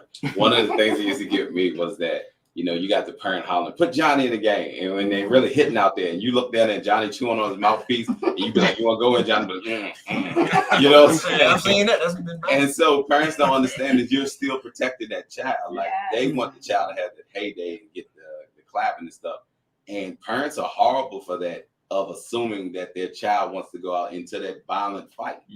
You know what I'm saying? Like, they may be great in practice. They may be great in the backyard. But when they got a kid across there that don't know them, that's trying to take their head off, little Johnny don't want to go out there. I want to sit there and drink water. You know what I'm saying? So, you know, speaking of just, you know, football's contact sport, it is what it is. You know, it's a dog fight. And so I guess I just want to kind of ask your philosophy, so to speak, in terms of kids participating in that type of game, because you got a lot of parents that's like, football, oh no, not my kid. It's too dangerous. It's too many health risks, yada, yada, yada. Here we are encouraging a program like that. I happen to love, I love sports. I love football. My boys play it. So. Yeah, I think there are other sports where head injuries happen more frequently than football. And you might not think it. But like soccer, for instance, head injuries occur in soccer more than they do in football. I think the difference is you don't really see the amount of violence. The violence doesn't happen every play. With football, it is a violent sport. It does a lot on your body. So I think it's just teaching the kids the right way to tackle. There you go. Yeah. How to stretch. Protecting their muscles, investing in their mental, I think is the way to kind of get around that. I don't think kids should play football all year round. I think that's a lot on the body. Got to cross train. And playing different sports, running track, like every sport you do, it trains different muscles. So it's only going to help you get better. And I think our job right now is to make sure the kids play the game the right way, the safe way, as safe as possible. Because injuries happen. Yeah. Like we can't protect them from everything, but we can teach them the right way to play the game to get them the best chance of not having those types of injuries. And making sure that our parents know that all of our coaches are certified. We're all trained. We're all certified. Okay. We all know how to respond to emergency, critical situations. Head trauma specifically. We're all certified in that to be able to screen for concussions protocol. And so I think that's important too, to know that your kids are safe in that space as well. Yep. Yeah. Cool. All right. I'm back to so y'all don't cuss at the kids. Okay, I can't coach with you. Y'all can call Razor out there for that. Yeah. Like for the tough love. I'll be on the sideline. I'll give him the kids and the tough love. Can't cuss at the kids. What kind of program is this? And again, like our goal is not to cuss. Like will a cuss word slip out? Probably so. Yeah, probably by one of the kids. Right. Yeah. But these kids are built different, right? They are not the same kids we were. They're just not. Yeah. And they're used to that. They're used to somebody cussing at them, being in their face, being disrespectful. We can't come at them the same way and expect a different result. Right, exactly. Right? So we have to come to them in a space where we are leaning down into their space, sometimes in their face, bringing them in close and saying, hey, what do you need from me? How can I help you? How can we work through this? What do you need differently? What are the barriers to getting you on the field, being successful while you're here, getting you to practice on time? What other factors are contributing to why we're here today? What happened in school? Our coaches are going to be able to notice the difference in behaviors as well. Like we're going to be in the schools. We're going to see what's happening while they're in the school. We have a relationship with Charlottesville City Schools, a very close relationship, I'll say, with the CSAs as well. We're all friends with them to be able to say, if something happens within those schools, we're going to find out. And we want to be able to meet the kid where they are and say, hey, I heard you and Miss So-and-so, your English teacher, had a little dispute. Let's talk about that. What happened there? Absolutely, right? And it's the entire picture and how we can come together to make them successful in any space. Yeah. Good. Sounds good to me. So, Miss Max, you good before we close out? I am. Did you guys want to leave us with any parting information as far as how to get in touch, to volunteer, or telephone number again, email, website? Oh, wait a minute, Max. Shoes. What shoes do you want them to have out there? So if you have cleats, wear your cleats. If not, it's a turf field, so they'll be okay. Okay. And like I said, that's some stuff we're gonna work on too. If a kid can't afford cleats, like we're gonna try to help make sure that they got cleats. Okay. Now they're not gonna be $140 $80 cleats, but we'll try to make sure they got cleats, you know. Yeah, and I'm sure when they register, you give them everything that they need. But if you didn't mention it, do you have to pre-register, or can you show up day of? Nope, you can show up the day of. We'll have some computers and tablets out there where the parents can go ahead and register their kids, and the kids can go ahead and get on the field. Okay. Like, so, yeah, we're just trying to make it as easy as possible. If you pre-register, it's easier. But if you don't, we're there. You know, and I think don't need a sports physical. Nope, don't need it. Not for camp. Not for the camp. You will for the year, but you don't need it for the camp. Okay. And one other thing, I just want to say, like, we're gonna hold the kids accountable in school too. Like, and Amanda, she touched on it, but academically, like, if your kid isn't performing well in school, like, we have a tutoring program. So, and if they're not doing their work, like, we're not giving them a pass and letting them play. Like, we're not doing that. So we're gonna teach them how to grow properly, you know. And we got to do it, and we need the parents to support us in that. Absolutely. You know, and if they do that, then we good. Like, the kids gonna be good, we gonna be good. And you sure you don't need nobody cussing at you know, just that. Yeah, right. The voice down. Yeah. You can bring the voice. Yeah. I'm here for you. You know. Yeah, but the links are in the live, on the live. They're posted on the live. They're also on our Facebook page, and that's the Charlottesville Black Knights JDYFL. So if the parents go there, they can pre-register there. And there should be a link to PayPal where we can take donations too. So like I said, it takes a village. Yeah. And it starts with us. That's good stuff, man. Absolutely. Good stuff. Amanda, Terrece, thank you all. Thanks for having us. Great work. Yep. And as you said, family, we will be posting the flyers and the info as well online. If you're listening live or if you're on Facebook, go ahead and check out the comment section. But we're going to be right back with more show. I Am HO Talk Show. Tell a friend. It's Sir Charles Max Razor.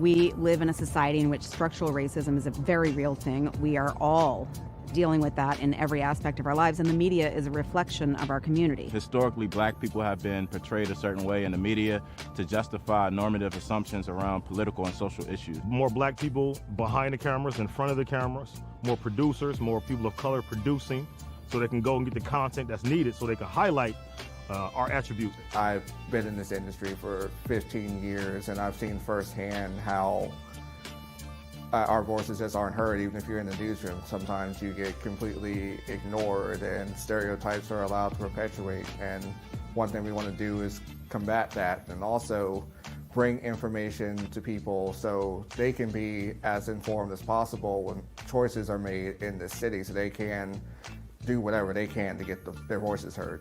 What I believe can be done about the situation is to have more people of color creating news stories, more people who have a interest in and a social consciousness that relates to the stories that they're telling.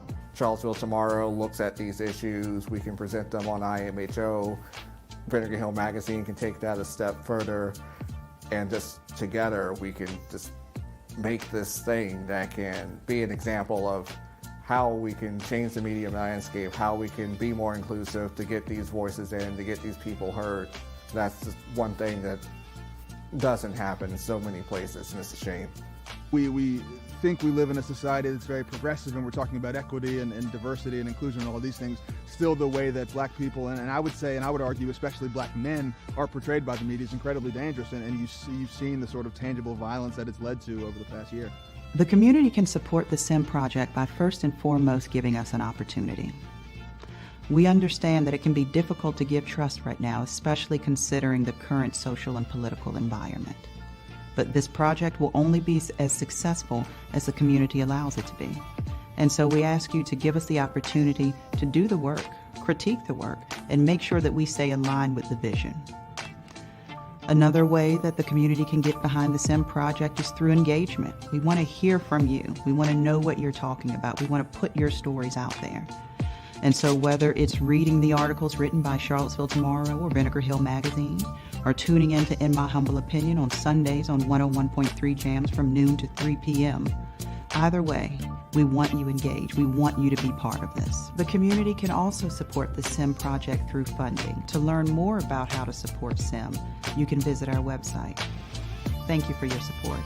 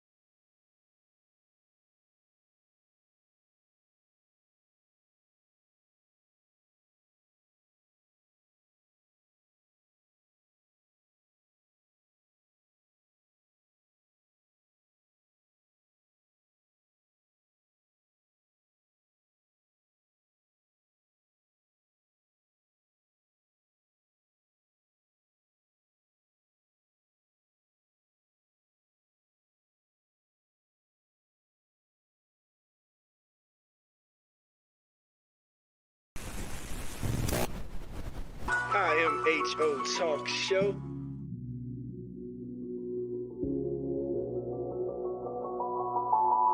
Sir Charles, Miss Max, Razor.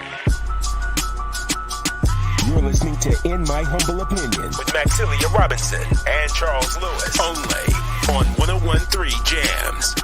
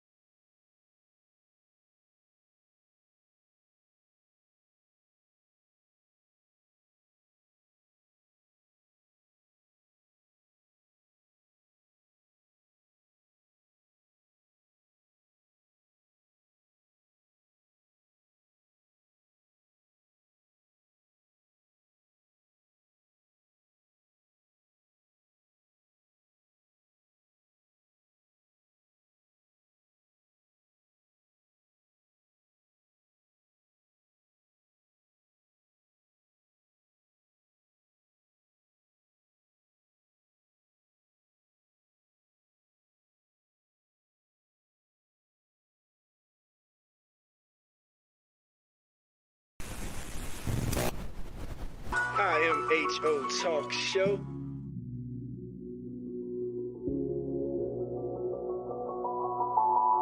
Sir Charles, Miss Max, Razor. You're listening to In My Humble Opinion with Maxilia Robinson and Charles Lewis, only on 101.3 Jams.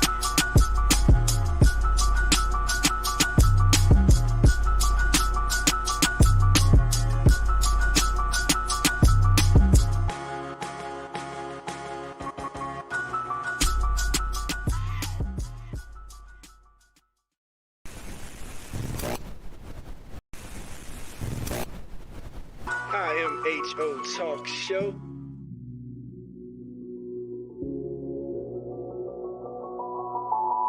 Sir Charles, Miss Max, Razor.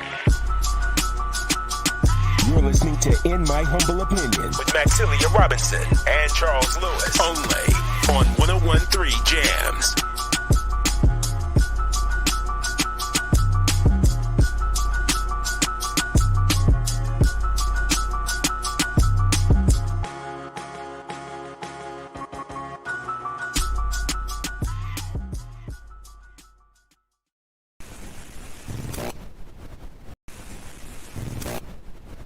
IMHO Talk Show.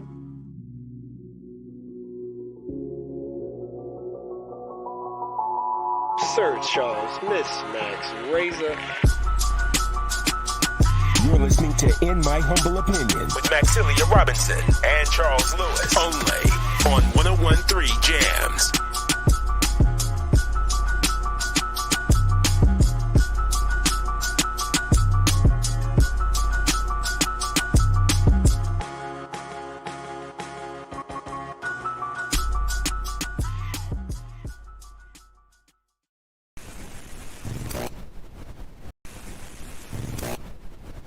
IMHO Talk Show.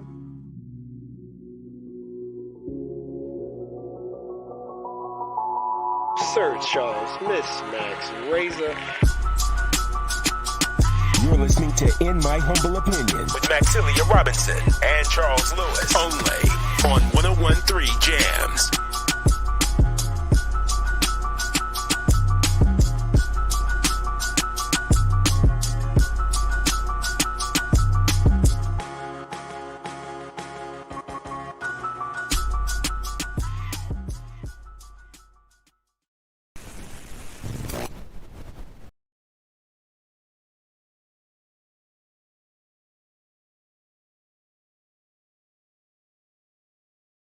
You're listening to In My Humble Opinion.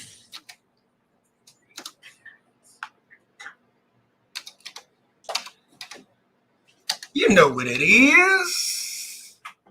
Sir Charles, Miss Max, Razor. We're having a pretty good show, y'all. Yeah. Do the people agree? I think they do, because when they don't do many comments, they listen. You know, or the comments do kick in later too. Yeah. I mean, because you got to remember, it's a pretty busy Sunday too. We got, the NBA playoffs going on. Because if I wasn't here, I know I'd be watching. I'm just keeping it real, Miss Max. I'm sorry. Yeah. But I think to close out this hour, before we come back with Miss Sarah Morton, talk about some good farming, talk about how to grow our own, take care of ourselves, everything around that. It can be beneficial in many ways. Yeah. Not just health-wise, but also economically. Mm-hmm. Speaking of economics, Razor, it's yeah. so funny you mentioned it. You see the layup. I saw it. I tried to get it out of you. I saw it. Because now is as good a time as any to play Miss Max theme music. Mm-hmm. Max, it's been a minute. It has been a minute. Since you went in the phone booth and put on the cape. And the sunglasses and the Afro wig. It's been a minute. And Afro wig. You got the Afro wig with the pick still in it, already in it? The Pam Grill. Yeah. Man, but a good question right now, we're going to take just a few minutes on a little round robin, Miss Max, is, are we ready? Ask Max for today. Are we ready as a people for collectivism and cooperative economics? Break it down. So collectivism simply is, the group working together, for the common goal. Cooperative economics. In-house or out-house? What you mean? Black people working with black people working across the table. Yes, we're talking about our black community. Okay. Yeah. Gotcha. And you know what they say, sweep around your own front door. Yeah. First, first we got to get our house straight.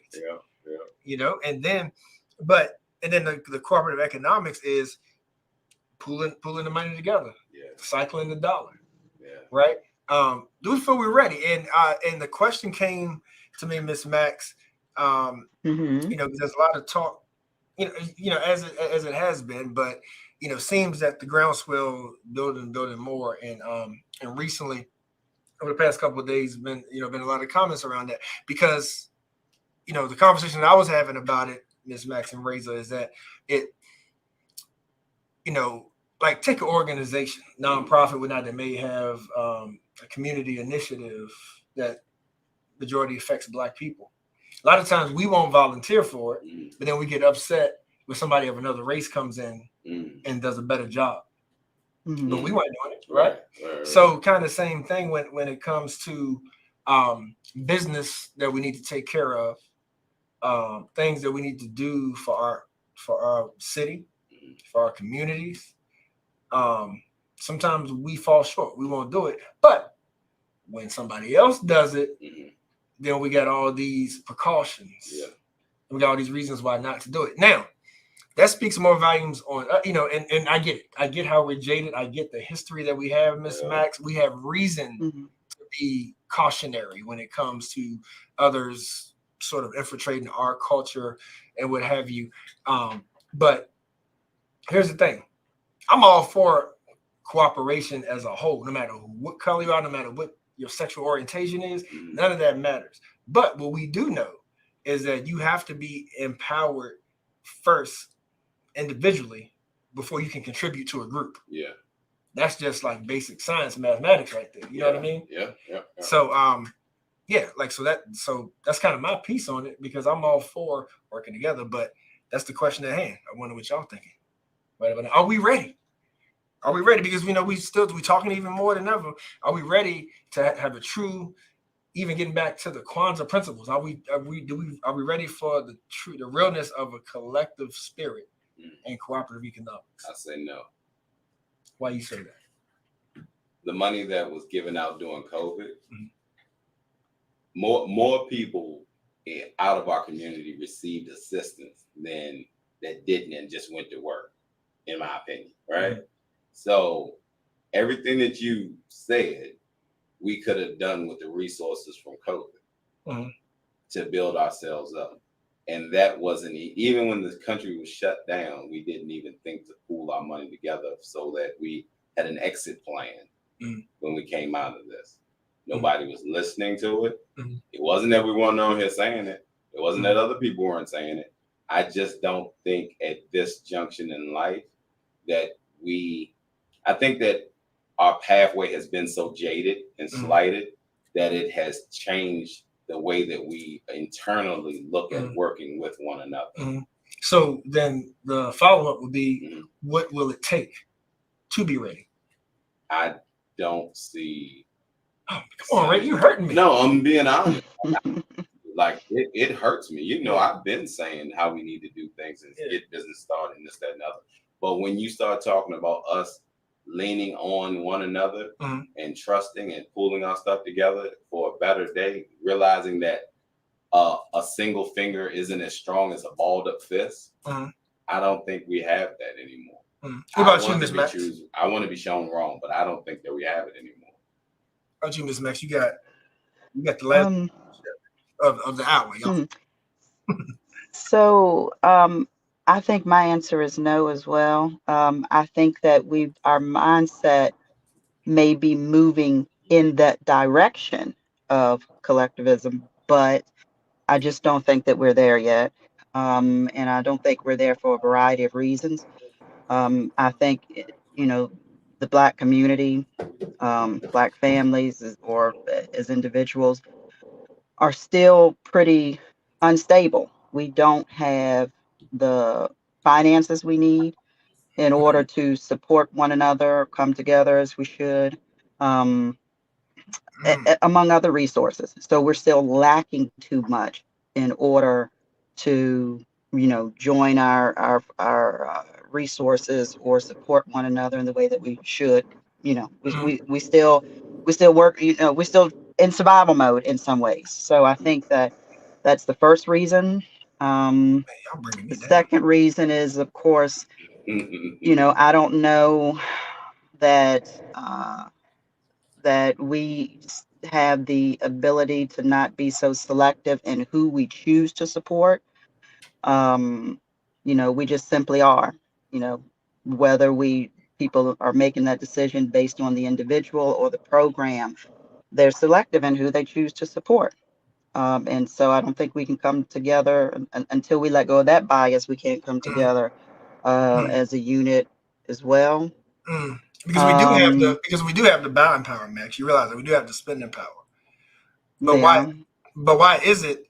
But so it sounds like you're talking about a trust issue, and I think it's even raised because it's like, why is it that we can't utilize that spending power to uplift our own, but we trust that dollar with other communities? Yeah, we've been taught. I mean, I think but we may have the spending power, but what are we spending it on?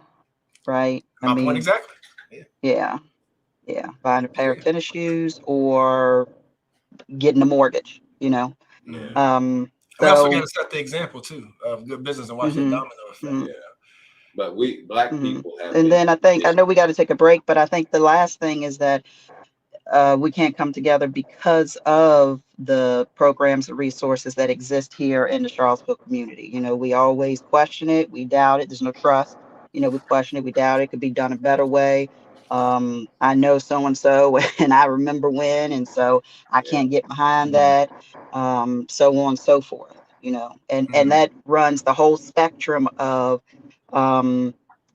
let's just say a Black elitist and people not being able to get behind that for whatever reasons, to your average neighborhood whoever who's trying to make a difference and they can't get behind them for whatever reason.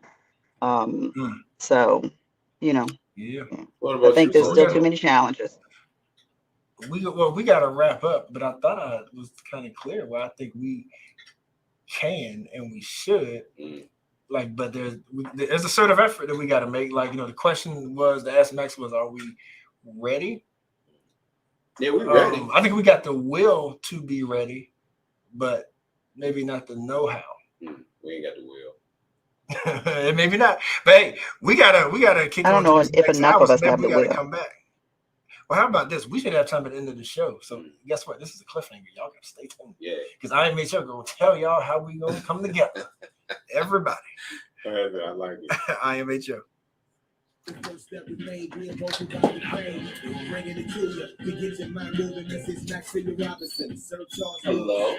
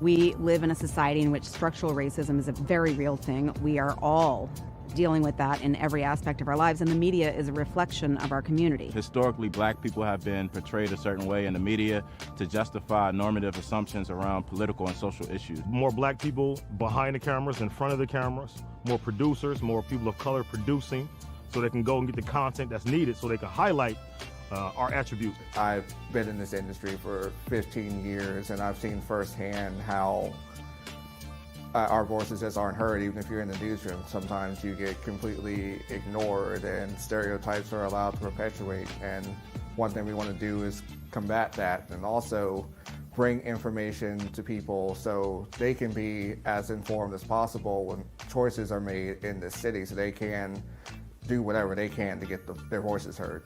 What I believe can be done about the situation is to have more people of color creating news stories. More people who have a interest in and a social consciousness that relates to the stories that they're telling.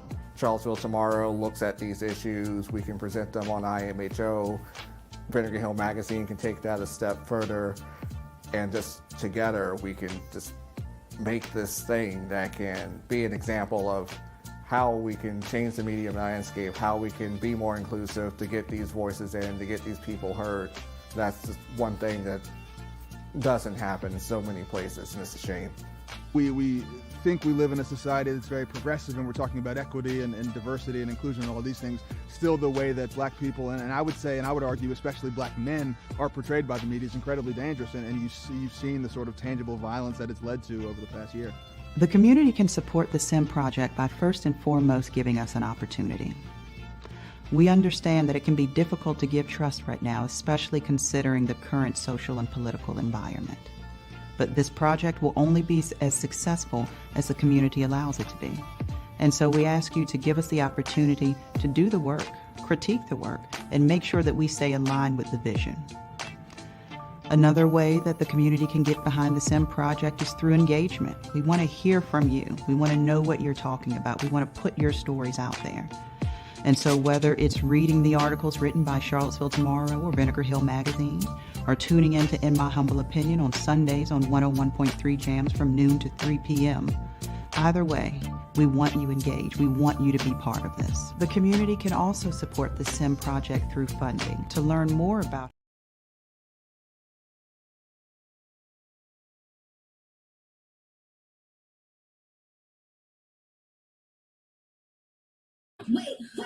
You're listening to In My Humble Opinion, only on 101.3. IMHO Talk Show.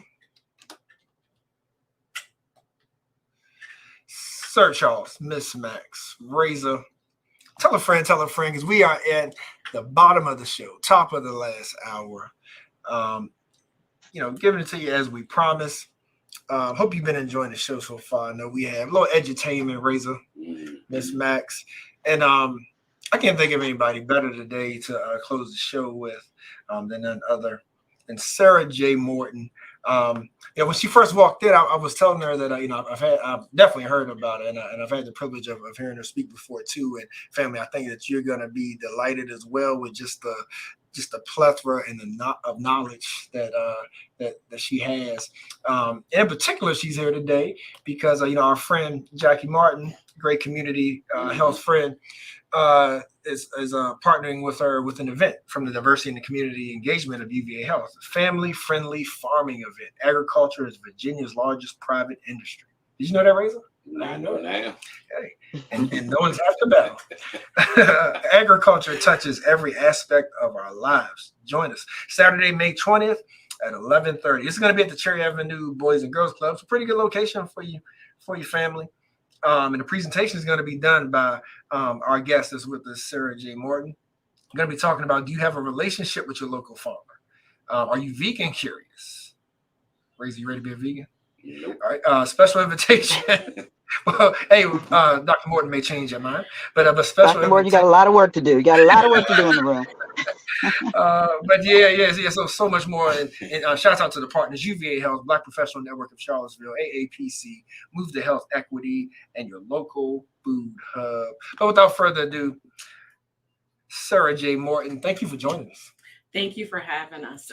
It's a pleasure to be with you all this morning. And when I came in, I immediately knitted the fabric together between the Mortons and Green and Lewis's and Madison and Struthers. And the Struthers and all the great work that's being done across the region. As you all know, I'm not only a third generation beef cattle farmer with my brother and sisters, but I'm also a board member and a founding member of the Minority and Veteran Farmers of the Piedmont.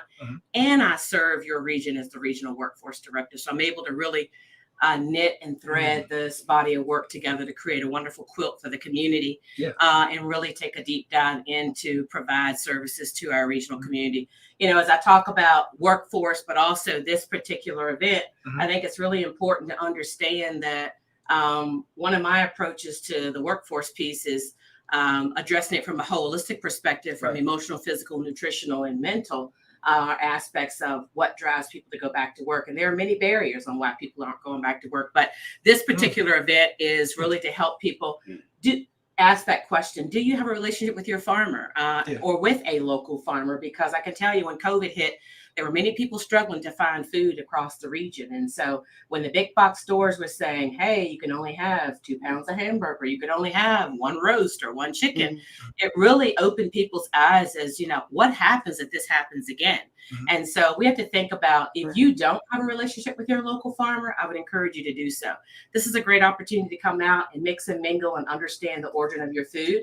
Many people and many young children don't understand what the origin of their food. They think an egg comes from the grocery store, but being able to see that whole embryology piece from the time the egg is fertilized to becoming a chick to then it becoming a piece of meat for you to eat to make your chicken nuggets, etc. So really is a great opportunity. Also beef cattle. People think hamburger comes from the store, but really understanding what that process looks like in order to get your steak, your pork, you know, whatever, your hamburger roast. A lot of people love the what's the name?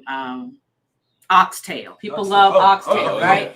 Comes from beef, right? You know, you love your bacon, it comes from pork. So anyway, just really excited to be able to come and give an overview of this whole thing and helping people to understand the value of a small farmer. I don't know, many of you all knew it used to be over nationally 16 million Black farmers across the nation. Then it went 16,000. Now we're down to 1,600 in the state of Virginia. So, you know, really looking at how that has diminished over time. But one of my goals is to help mitigate the attrition of small farmers, because the value behind that, having a relationship, and not only just for the minority farmer, but veteran farmer. Our brother who's a disabled veteran, and we're using the farm as part of his horticultural and agricultural therapeutic process, which is really important because many people come back, and having a relationship with the land is really important. Our farm was just recognized nationally with the regenerative agricultural practices that we've done across the region. And we just received an award of $20,000 to continue that regenerative agricultural practices on the farm. So we are having a farm festival, spring festival on April 13th. So come on out. And what's the name of the farm? Cattle Run Farm, and the Sarah James Inn is hosting a spring festival. So we'd like to see you all come out May 13th from 9 to 4. Oh, May 13th. You said April 13th. No, May 13th. Pardon me. It's May 13th, 9 to 4 out at Cattle Run Farm. Just please share the flyer with us. Off of 33. Yeah, so we'll send it over to you guys. But this event, I will say. Go ahead. This event with with the UVA Health and Jackie Morton, it really is exciting to be a part of that, because I've worked in many of the urban communities, specifically in Richmond, and there are a lot of food deserts. And not only are there food deserts in urban communities, but there are food deserts in rural communities too. I mean, if you look at your rural platform, specifically in Greene County, it's 20-30 miles for a person to get to a grocery store, So in Ruckersville, if you're in Standardsville, you have the IGA or Great Value, but if you're in Dyke, where are you going to go, right? So if you're at the base of the mountain, you got to go to Elkton. So really understanding what it means to have access to fresh and healthy foods. Another one of our missions is to and how Jackie was able to reach out to me is because I was working with the Ebenezer Baptist Church, where we helped source their holiday food giveaway last year. And we provided over 5,000 pounds of food to Ebenezer Church to give away over 300 boxes. And so we do food distribution the 3rd and the 4th Saturday of every month, one in Culpeper, one in Orange. We partner with churches. We're serving anywhere between 300 to 600 families a weekend. So it's pretty amazing. And this is all coming from local farming. Yes. Whether we're talking about All coming from local I'll tell farming. you, got your elevator pitch down. Let me tell you, I know everything that you do and think about doing and want to do.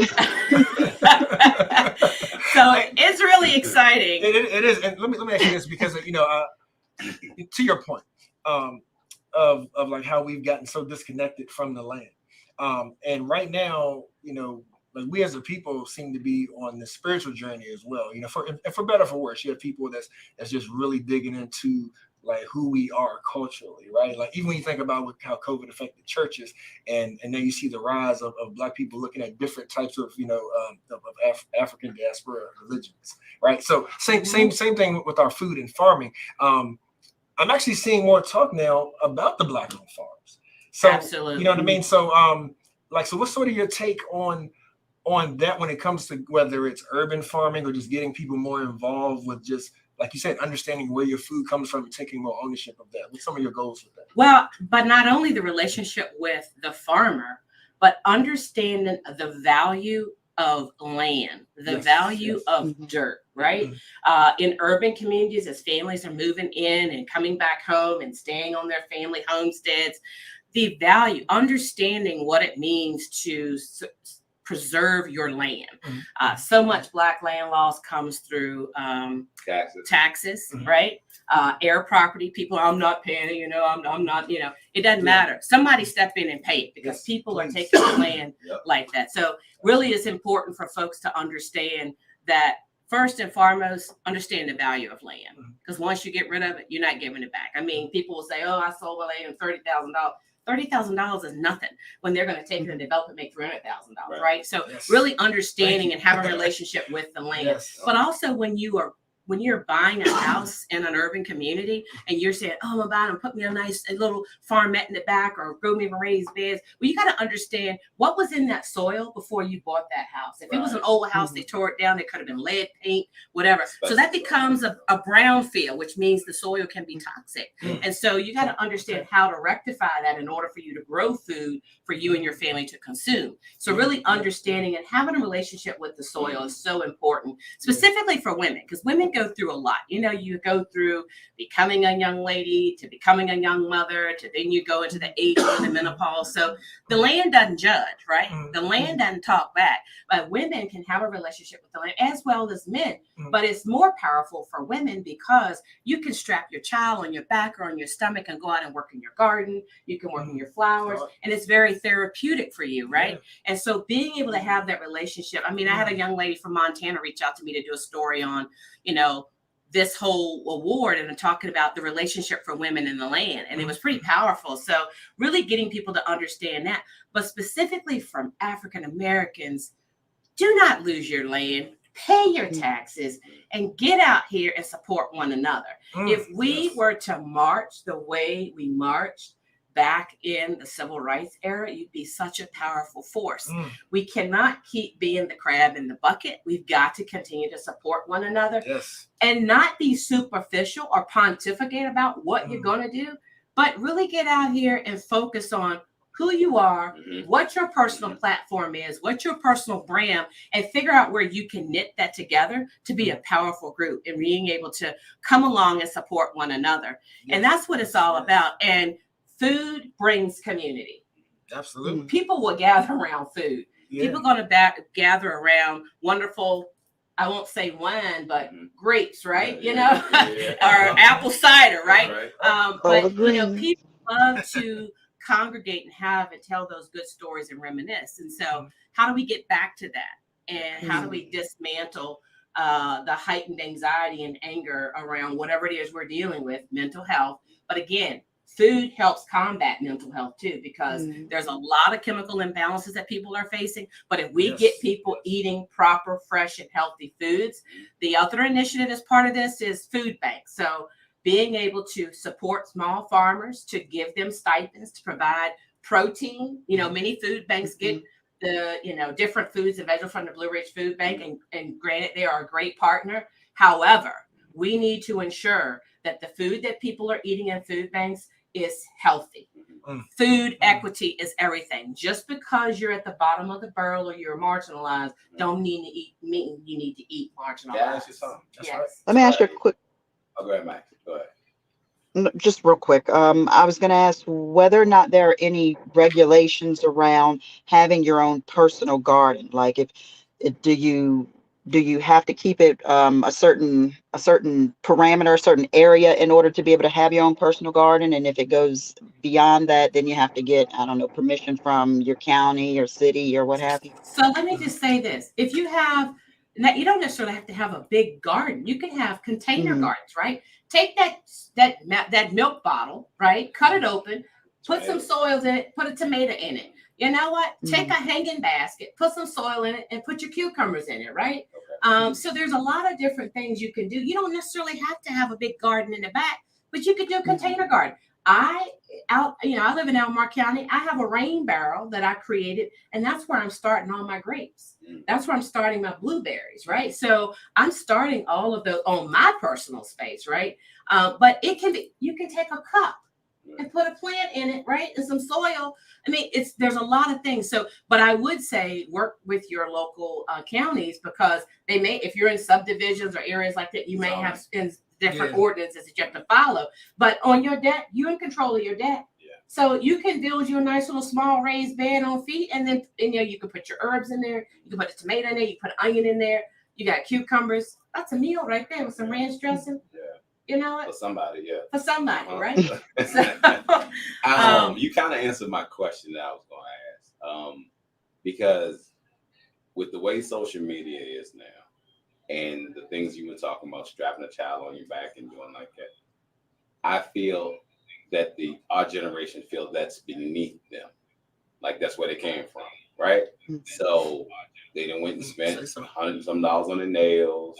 They got their hair done, and unfortunately, and I say this in the most respectful way, a lot of what our beautiful women have to offer is visual. And when that is what you mainly have to offer, you're going to do some whole stuff in the end. You know what I'm saying? So you're talking about going out here and creating a garden when I don't see them accepting the knowledge. You speak beautifully. You're intelligent. You're everything that we need to be able to understand how we can get back to improving ourselves. But because of the way that we conduct ourselves now, I don't know that they can see the connection. But when you started talking about the little cup I can see people doing that. I can see a person doing that, right? You can take the box that your new shoes came in, put some soil in it, and put it on your deck, and put 2 plants in it, whether it be, a tomato plant or a pepper plant. And, the cardboard is biodegradable. So, when it's done, compost it, all your vegetable and stuff, create a little small bucket on the back, compost all that, right? Trust me, I like to be girly girl too, but I also have a rugged side to me. So I'm one of those individuals that I don't mind getting dirty. I mean, I'm the type of person, I will do anything that other people would do. If it means that I need to survive and understand how to make a dollar, I tell you, my parents told me years ago, if you got a work ethic, there's nothing in life you can't afford. And I truly believe that. I mean, I've been blessed, and let me tell you, I have a work ethic. I'm a workaholic, but I choose to do that because I'm doing things that I'm very passionate about. So it's not work to me. It's fun. Speaking of what your parents taught you, how did you kind of fall into this gardening and So my parents got us involved in 4-H and FFA at a very young age, That's important. and they encouraged us to get in there. And that's where I learned a lot of my public speaking skills is through, I went off to college, but 4-H taught us how to be true leaders in the community. I've been a servant leader since the age of 5 because I've always been involved in something where I had to give back or do demonstrations and stand up before groups of people. So I've always been in that space. And I worked 8 years for Virginia Tech doing positive youth development in urban communities. And so really fell in love with it. And then I became a teacher. And, so I've come up that whole ranks of being that servant leader and truly enjoy it. But I tell you, being a woman means you have to be You don't necessarily have to go out here and put the front on. I'm not about putting on front. As I tell people, when you see Sarah at 8, you're going to see Sarah at 10, 12, and 1 a.m. You know, I don't change. You know, I am who I am, and you accept me for who I am. Often, I was bullied in high school. You know, back in I grew up in the 90s, right? And I was born in the 70s and went to high school and graduated in the 90s. But I was poked fun of, you know, oh, look at the girl, she got cow poop. My daddy would bring us to school with cow poop on the back of the truck or whatever. So what? That's who I am. That's who made me who I am today, right? And I'm very proud of where I come from. And oftentimes people are afraid to let folks know what your trials and tribulations are. Yeah, my parents did not go to college, but they had know-how. They knew the value of $1. They knew the value of land. And that's one thing our parents taught us. You invest in land, you invest in real estate. Land is wealth. It's an asset, right? And people don't look at it as an asset, but you know, and I started doing that. And I just believe, I mean, I have my mother's homestead, been in our family since 1919. Love it. So, you know, so it's pretty powerful to be able to talk about the value of the land. And I continue to, you know, I said, if I could hit the lottery, I'd buy every farm across the nation because that's how much land means to me. I definitely applaud it. You know, and we need those clubs, 4-H's and things more so than ever, because like I remember the culture and the sense of respect of your heritage, your land, your family, by being with my grandmother and like her being outside, her like tending to the garden. Well, you know, and my cousins from the cities wanting to come down during the summer to see that, to be a part of that. Absolutely, like, we've lost that. Absolutely, and I've had so many people say to me, you know, oh my God, I wish I could do. I'm like, you don't have to wish, just do it. Just, you know, start it. You know, and there's so many things that you could do. Minority and veteran farmers are out here. But, you know, when I was in Richmond, you know, I taught a program called Urban Growing Science in Urban Communities. And I use agriculture as the theme, right, to teach that. Because the way you combat poverty is through skill development. That's how you're going to combat poverty, is through skill development.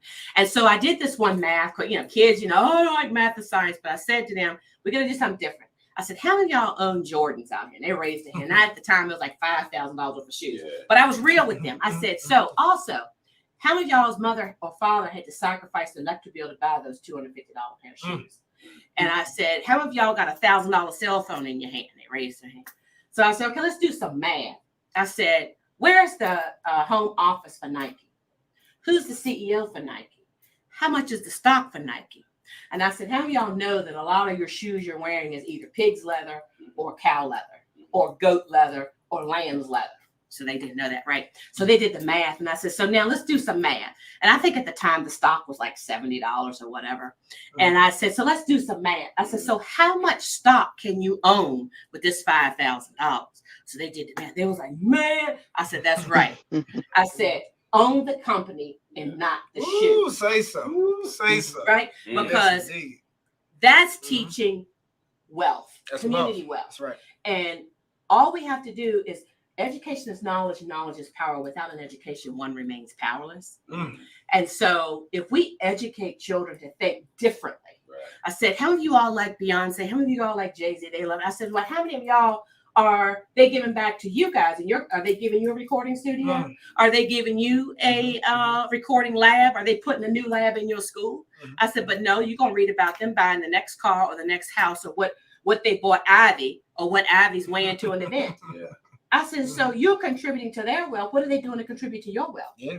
So we have to get people to think differently about the approach. And what does wealth look like to you? Right? Wealth isn't about what you're wearing. Wealth is about what's in your brain, in your knowledge, for you to be able to convert to wealth. So how do we come out of survival mode? More often I see our people just surviving. Like if I'm taking care of my kids, if I'm taking care of my elderly parents, if I'm like, this is enough. Don't create the excuse for yourself. Okay. Right? Those elderly parents have wisdom.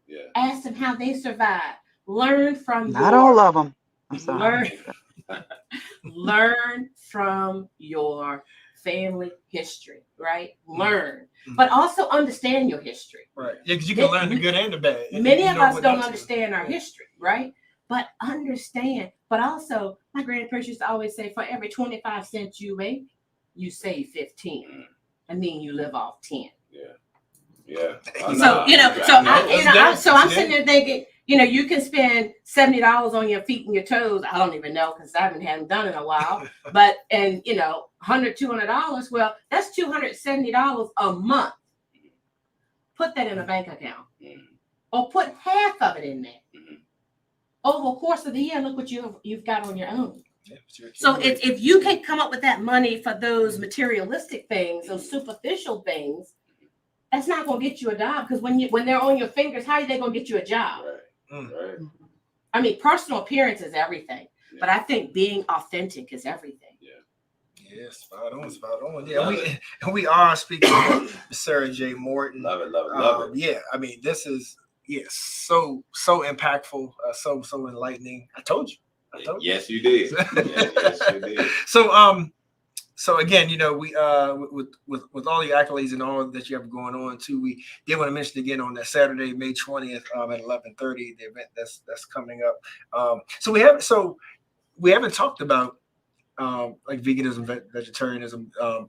Like, are you vegan, or is that something separate? That's separate. I'm not vegan. Okay, that's something that Jackie wanted doing that part. to open up to the community to understand, what does vegan mean, and I can give you, my parents, lived up until they're, my dad was 75 when he passed. My grandparents were in the 80s and 90s when they passed. And let me tell you, they ate what they wanted to eat. But they ate off the land, right? And so really understanding, that's why I keep saying a lot of the food that's being processed today. I used to work for the United States Department of Agriculture, so I know much of our meat that we're eating in the U.S. is imported. A lot of our American meat is being exported. And so, you're not eating the quality beef that's being grown out in your stockyards and things like that. And so it's important to understand, I'm not against vegan. I support that, but also make sure you're eating straight from the table. People say organic. We grew up on organic. We didn't use insecticides, pesticides, things like that. So it wasn't even a word back then. Absolutely. But due to a lot of regulations, people are jumping on this whole organic thing. And I'm not against that either, but we've been eating organic all of our life. It's nothing for me to go up to the garden and pull out a carrot, wipe it off and eat it. Right. So eating right out of the dirt. Right. And I can tell you, my niece and nephews, their immune systems is huge. And when kids can play around in the dirt and, they put that in, they become immune to a lot of that. So it's really important for us to understand and build the relationships.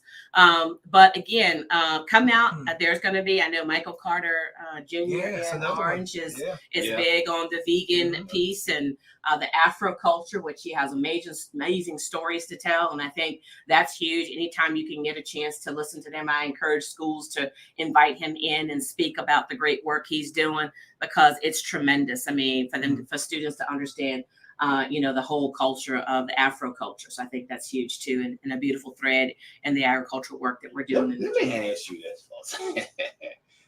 My family, we had hogs, right? So that's how I grew up. And when you were coming in and talking about the black farmers and the cattle farmers and all that type of stuff, right?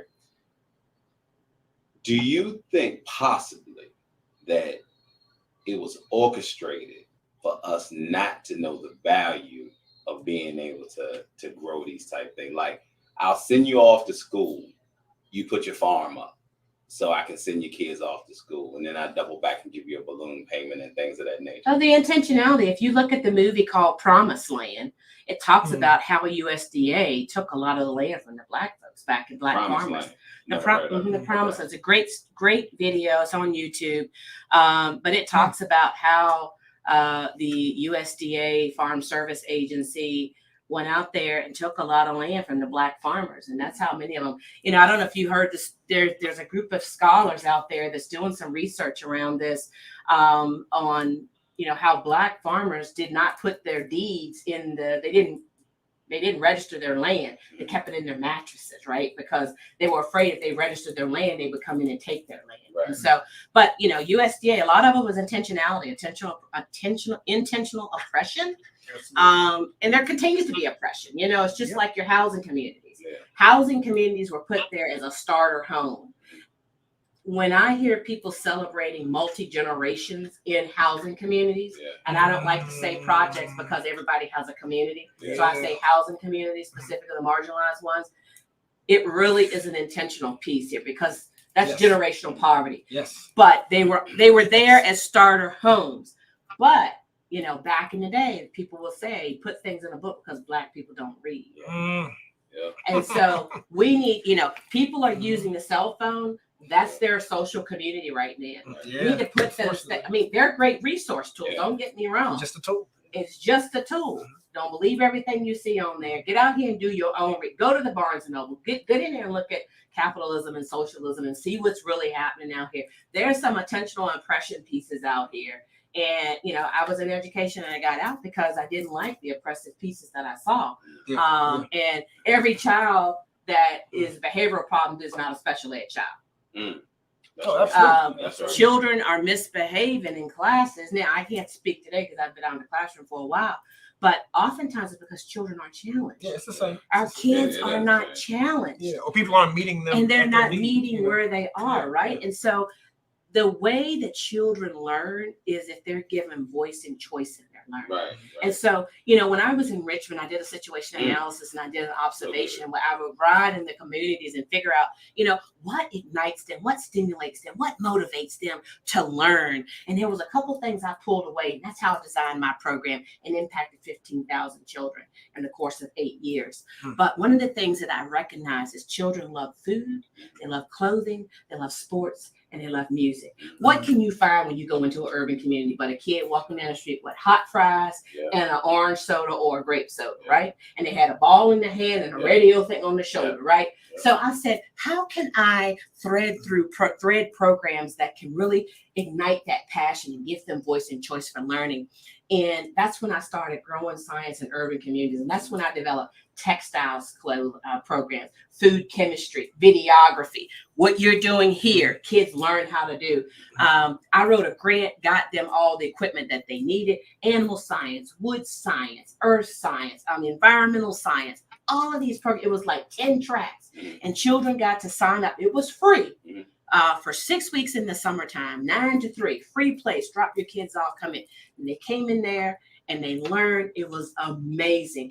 Kids, I taught them how to repurpose clothing. I said, you want to wear those back then there's really in back in the day, but the faded blue jeans with the cuts and all. I said, create your own. Why you don't go to Nordstrom's and pay $150 for them? Create your own, right? So I said, we would go, we'd have them either bring them in or we'd go to the Goodwill and buy them and come and they can make it. And I'll tell you one powerful story for me.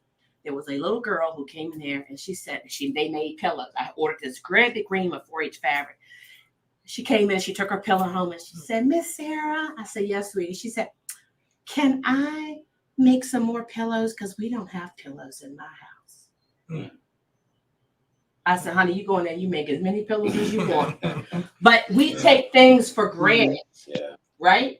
That we assumed that child had pillows in her house, but she didn't. But you know what she did? She learned a skill to do what? To mitigate the problem. That's right. Right? So she learned a skill how to make, and so many of those kids have gone. One's gone off to major in earth science or environmental science. One's now an architect. He's majored in architect. I'm telling you, it was a phenomenal program. Tried to get Virginia Tech to fund that program, to hire urban specialists so they could continue to focus on great model nationally. I mean, it was huge. And they couldn't do it. And so I had to leave because I could not see them not funding a program that had proved its worth over 8 years. I just said, it's time for me to go. Go to the institution though. I have a couple of questions, Charles. Yeah, go ahead. Okay, I'll just toss these out there for our guest. This is a very broad question, but maybe if you could tell us what you predict is kind of the future of farming, whether we're talking about politically and how that may specifically impact Black farmers or environmentally when we talk about climate change or what have you. So I'll let you answer that. And then the other question for the listening audience who may be considering, purchasing more of their foods from your farmers markets or their local farms, if you on the price cost, prices have increased on foods and whatnot in your grocery store. So how has that impacted the price of purchasing from farmers market, local farms, and whether or not there's, I guess, an EBT program where these farmers markets and farms will accept that, form of payment.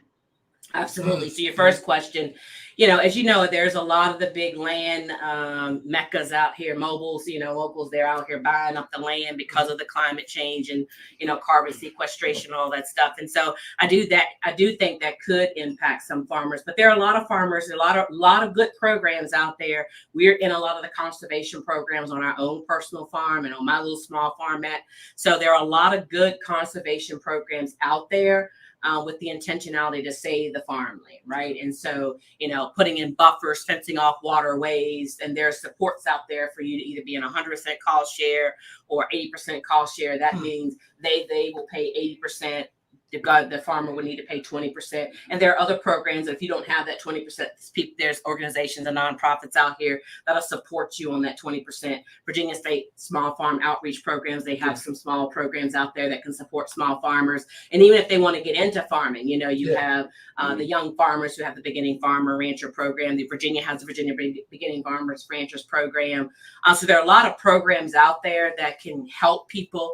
And the government has recognized they're trying to right the wrong, right?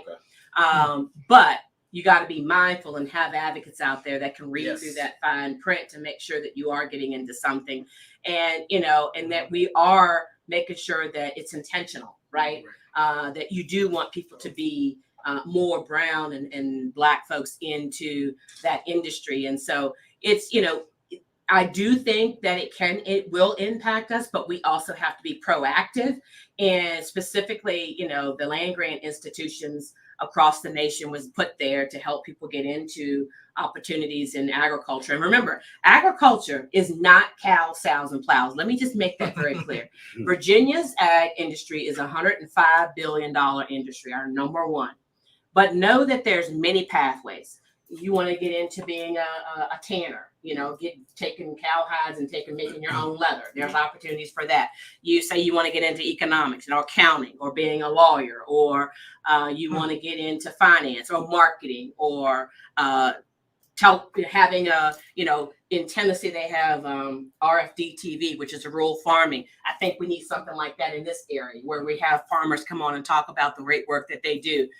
There's a lot of things out there that we can put farmers back in the limelight, in the forefront, and continue to educate them on what's coming down the pike. And the lobbyists, so there's a lot of different opportunities out there. Many people.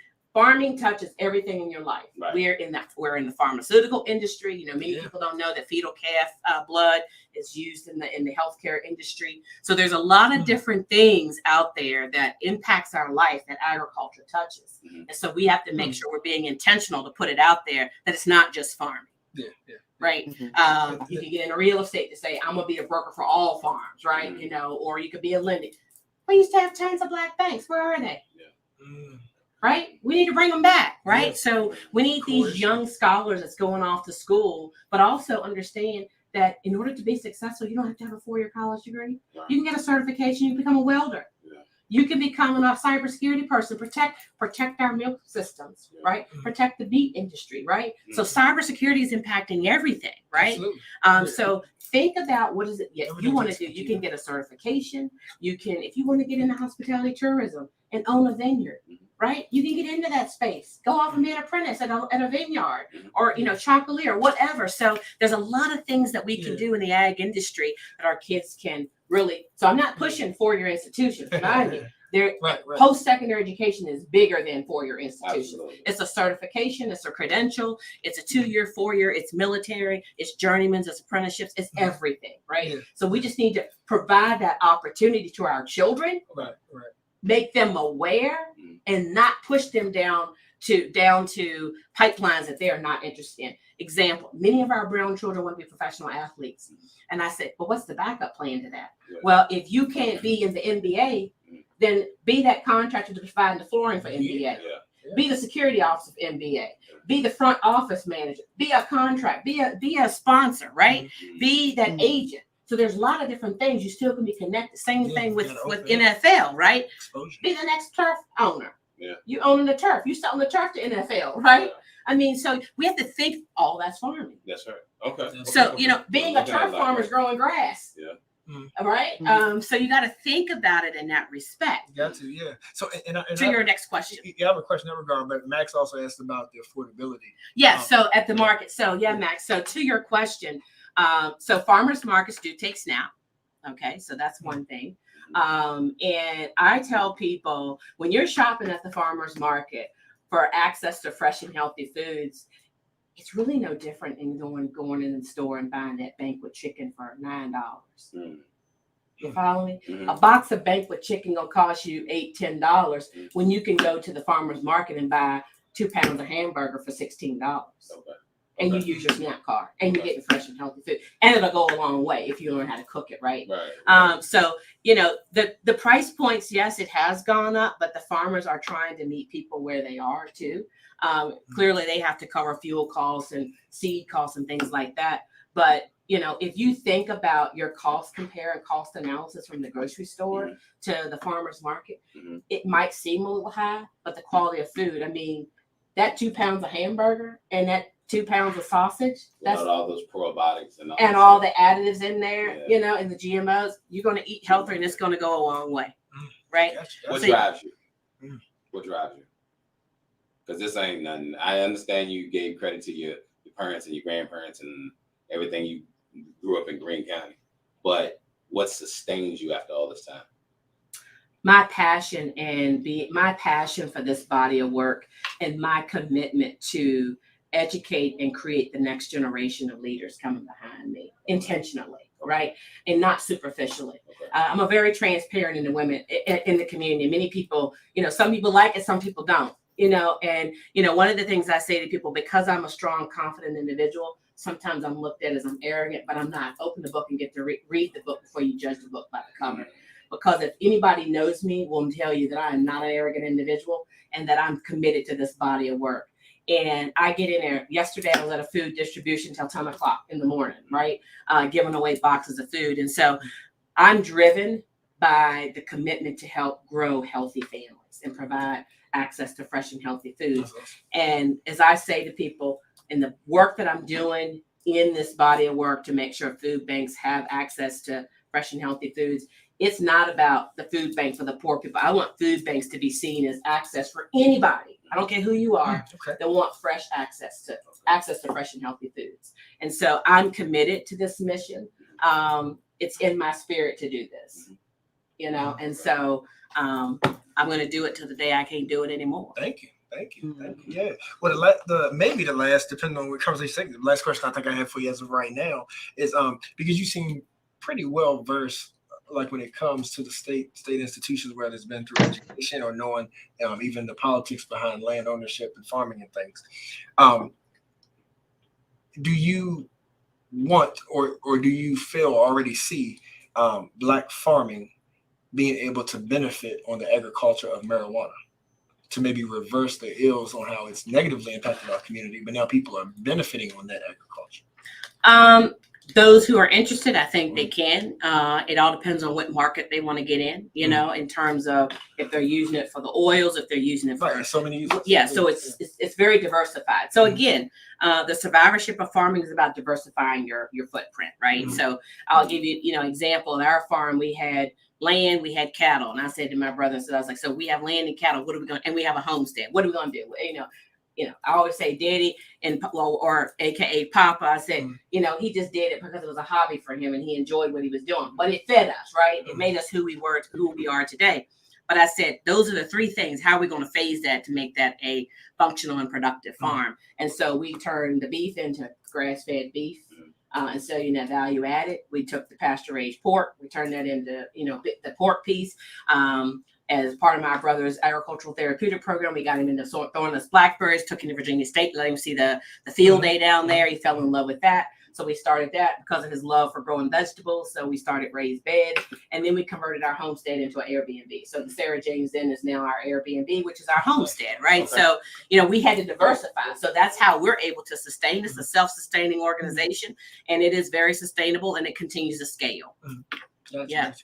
So, but to your point, yes, I mean, it all depends on how you want to diversify and what area of that do you want to get in, right? So if you want to be the supplier for the manufacturers, or if you want to be the supplier for whomever, it all depends on what niche you want to get into that medicinal side.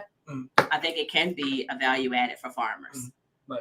Yeah, and specifically, I'm curious about Black farmers. Yeah. Oh, absolutely. You know what I mean? Because because again, if we look at the negative impact it's had in regards to to the way marijuana was has been a part of the Black community. Right? Well, and I think it can help with medicinal with mental health issues. Yeah. Right.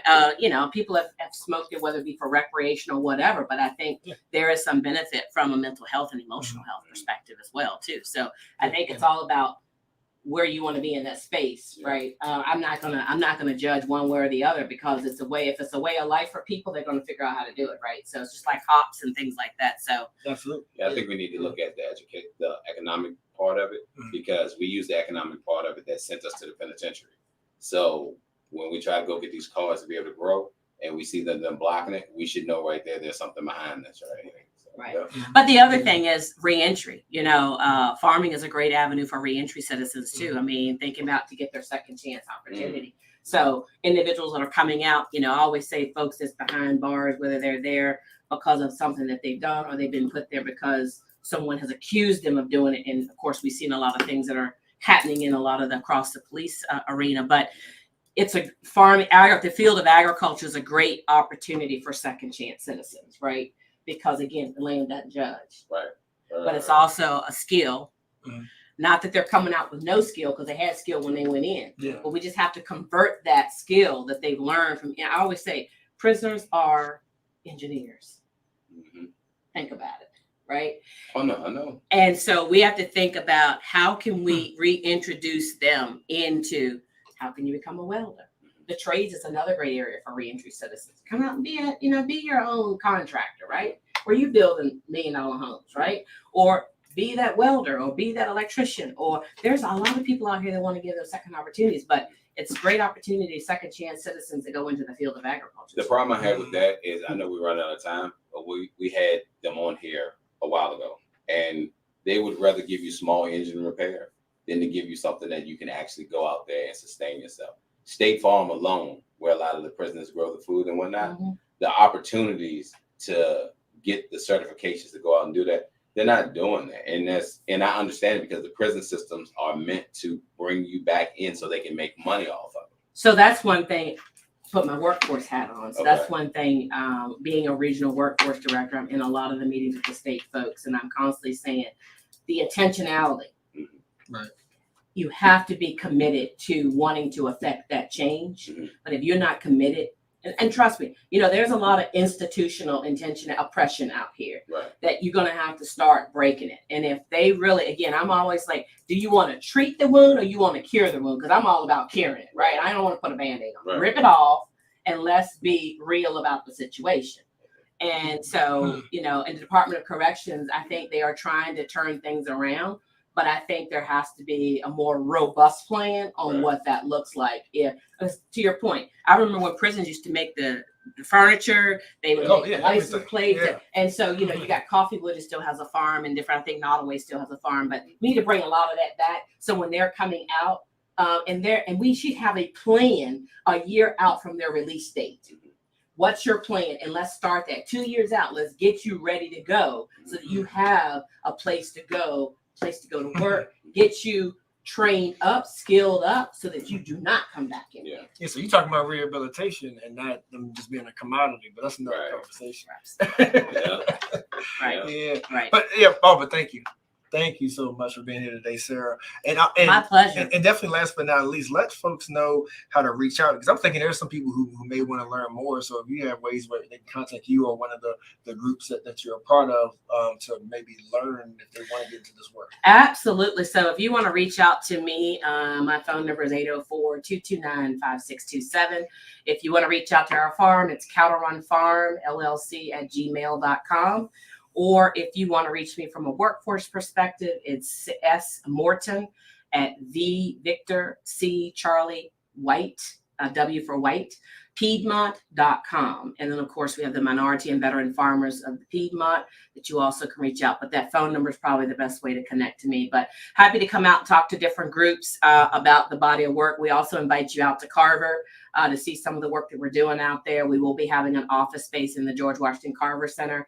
Last year, 3 things we grew out there that people didn't think we could grow in the region was peanuts, cotton, and sweet potatoes. So we're following the whole motto and the legacy of George Washington Carver out there. And many people don't know that Carver land used to be a black farmer's land. So, absolutely. I didn't know that. Yeah. So it's pretty. Yeah. So we're excited about the work out there. So do reach out to me. I could talk for days because I'm very passionate about this body of work, but it's been a pleasure to be with you guys today. Thank you so much for having us, and look forward to seeing you on May 13th at Cattle Run Farm in the Sarah Janes Inn for our spring festival, but also looking to see you at this event on May 20th at the Boys and Girls Club. That's right. And then also you all can find me over at 943, 944 Glenwood Station Lane for the workforce office. So if you have people that are trying to find jobs or they want to get skilled up, or you're looking for a career switch, come out to our office. We're happy to help you. So Glenwood Station here at Alma? Yeah, Glenwood Station, right across from the Putt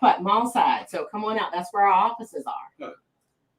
Your portfolio is long. Hey, Max, I gotta throw this in here. You know she's Mr. Morton's niece. So I realized that the longest we talked, and I kept flipping back and forth between the live stream and the flyer, and I was like, okay. Yeah, the Mortons and the Millers from Greene and Albemarle County. So both my grandparents were farmers on both sides. So it's pretty exciting. But thank you guys so much, and you all have a blessed day. Thank you. Great week. Thank you. That's right. It's been wonderful, Max. Go ahead and take us home.